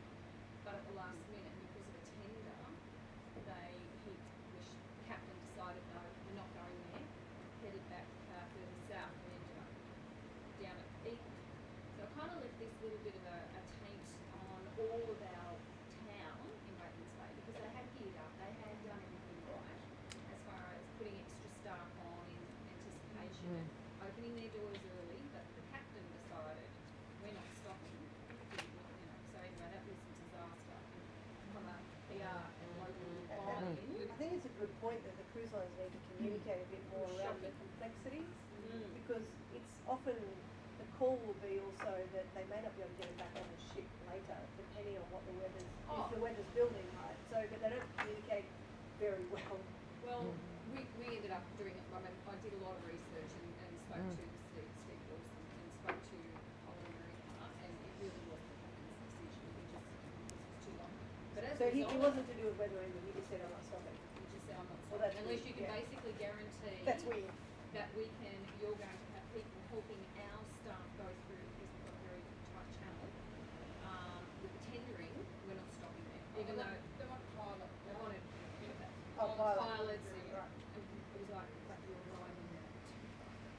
So, but in January this year, we had the World come back, and that is a great, perfect boutique ship. But because of the experience that we had no buy-in from it at all, and Sam and I actually had to, with my husband, we were the welcoming committee. We had to make it so seamless for all those passengers to be made to feel welcome, because our chamber didn't even want to get involved. And you know, the So cruise passengers it's really not rate that. holistic. It's not just about us wanting to be participating Yes. in the industry. When you're talking cruise as a cruise destination, you've got to have everybody in there. Yeah, that sense of arrival when you arrive into port and then they're offloading and And they didn't that know, welcome because is we important. pulled it off really well. Yeah. Paul was standing there and I burnt off to a crisp. I was right, I was on the ship. saying welcome. And we saw that in the survey, you know, Yep. customers feel really strong, cruisers feel really strongly about that welcome. Oh, absolutely. Yeah. Sam and my husband did a brilliant job. Brilliant. And even Well done. people came down going, oh, we didn't know there was a cruise ship. Oh, yeah, look, of course, we told you all about it. Cruise have got the other, just that they've got it up the coast of Wollongong, but now they've got wanting to become a cruise destination, or they got the Illawarra Retirement Trust, That was retirees, fantastic. and they put an ambassador program together, Yeah. and they've got hundreds and hundreds of retirees that meet and greet, and They did a Chamber of great Commerce job. behind. Yeah, no, that's excellent. Yeah. And that It really helps. is about the community. Yeah. Yeah. All in all. And it helps people because that's in a sense what they're coming for, and that again that intensity of that authentic experience. Well, we were of the view, Yeah. we said, they're our customers. I don't care if they're not arriving on through normal travel with their car. However they're coming, they're welcome in our region, and we're going to make them feel as special as though they arrived in a car. Yeah. Well, I think you can read when you get the closer look at the little print that says what are the friction points, but Looking forward to reading this. yeah, you can read the small print when you get the pack. Well, you can actually pull it apart and kind of upload it You and can take a look at pull it. it out and Yeah. stretch it. So, but definitely that's something. Yeah. So thank you so much, Tammy, because it was a really great collaborative thing. Because Tammy just has so much knowledge of the what the ships have got, where they can do, what are the logistical problems that I just wouldn't have. I know what customers tell us about cruising. And curiously, I'd actually had the opposite experience. I took a cruise with my family in the UK, multi-generational trip. Cruising is perfect for that. We had a tender port that we didn't go into. That was a safety issue. But I still think it could have been handled better, because it turns out when I was talking to people on a cruise, we actually had people on that cruise, it was their third time they'd taken that cruise to go to that particular port. And apparently it's one of the toughest ports in the world to get a tender into, and the failure rate is about 55%. But I'm sitting there going, well, does that thing communicate? Because for me, everything else about this trip, it was an anniversary trip for my mother, it was her 80th.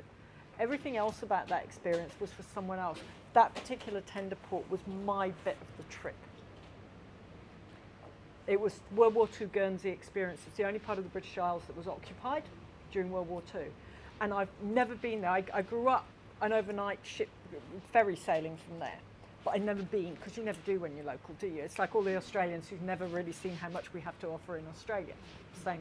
So I'm really excited. I'm finally getting to this place I've read so much about, getting to do this tour of the wartime tunnels, the underground hospital, all that. My only bit of the trip got taken away. And I'm kind of like, okay, it's a safety issue. But it wasn't only a safety issue. We left our previous port late because no one had actually checked that the entire Belgium was on strike that day. So everyone who'd gotten the train into town got stuck. Cruise ships will leave without 2 passengers, but they won't leave without 180. So I'm sitting there going, okay, that was a communication issue. Is maybe it's time to think about this, allow more time than usual to get back.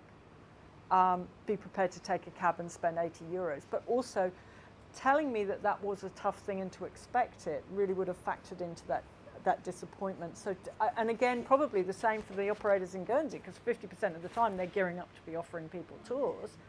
I had to get my money back. So I think it's really a win-win-win if we, again, it's that it's okay to be honest about what's going on. Yes, you'll lose some people, but you'll win other people, and the people who come will be much more loyal, much more likely to recommend in the end of the day. So I'd really like to thank Tammy for being prepared to kind of share this bit of IP that we've developed between us. Why would we bother doing this? Because it does sound like hard work, doesn't it? A bit. Okay, this is why, and this is some work from Harvard Business Review that McKinsey's did. The difference in terms of what happens to your revenue growth if your customer journey experience is better and delivers a better result for the client. It goes like that. So the more satisfied people are with the entire journey and the entire knowing those. So basically what they did was they looked at 3 journeys and said, let's improve the satisfaction with those 3 customer journeys. That's what happened. Now, these are different sectors from ours, and believe me, if you think we've got problems in tourism, you ever want to listen to someone on the hotline to a pay TV company, or you've had a bad experience with a pay TV company, you'll know how hard that is. So this is about this. It's about taking that revenue growth. It's about the thing we're all trying to do, which is make more money. And you do it both because you keep more customers and because, you know, those old numbers that we've heard for many years, you know, you can magnify the number by 10. It used to be, you know, a happy customer tells 3 people, an unhappy customer tells 10. If an unhappy customer tells 10 people these days, they've probably got 150 friends on Facebook who remember that. So the magnification of both advocacy and disadvocacy is there. And there's been some work done by Ehrenberg Bass Institute down in South Australia where they've talked about the difference between what happens with negative word of mouth and positive word of mouth. Negative word of mouth prevents acquisition. Positive word of mouth drives loyalty. And I think that makes, if you think about it, kind of makes sense, but it's great that they've proved it. So that's why you would bother. So I think doing what we talked about with the map, I tried to find a pretty way to do this, but I think maybe not try and think about the whole journey at once. If you're up for it, do it. And I'd say think of it from the inside, think of it from the outside. So what's it look like from the customer's point of view? Then what do your staff see? You know, what's the most common things you complain about? How many times, Bron, have we done presentations to clients where we've gone that and they go, oh, actually the staff say that a lot. Do it. The staff are telling you what the problem is and you're not listening to them. So pull that through. But I thought, you know, pick one stage of the path to purchase and do it that way as a kind of learning exercise. Can you name 2 potential friction points in one of your customer journeys and think about how you might solve them? And if you've got nothing else out of today, then the things that Bron was talking about your personas and, you know, doing that thinking content. And can I solve 2 friction points at one point in the path to journey? You will see an advantage to your business or organisation in doing that. So that was customer experience, and thanks for sitting with that when everyone's blood sugar levels are low. So now it's lunchtime. Please dig in. It's I don't know what happens to it, but we hate food waste, so we'd rather it was wasted in our tummies than wasted somewhere else. So please dig in.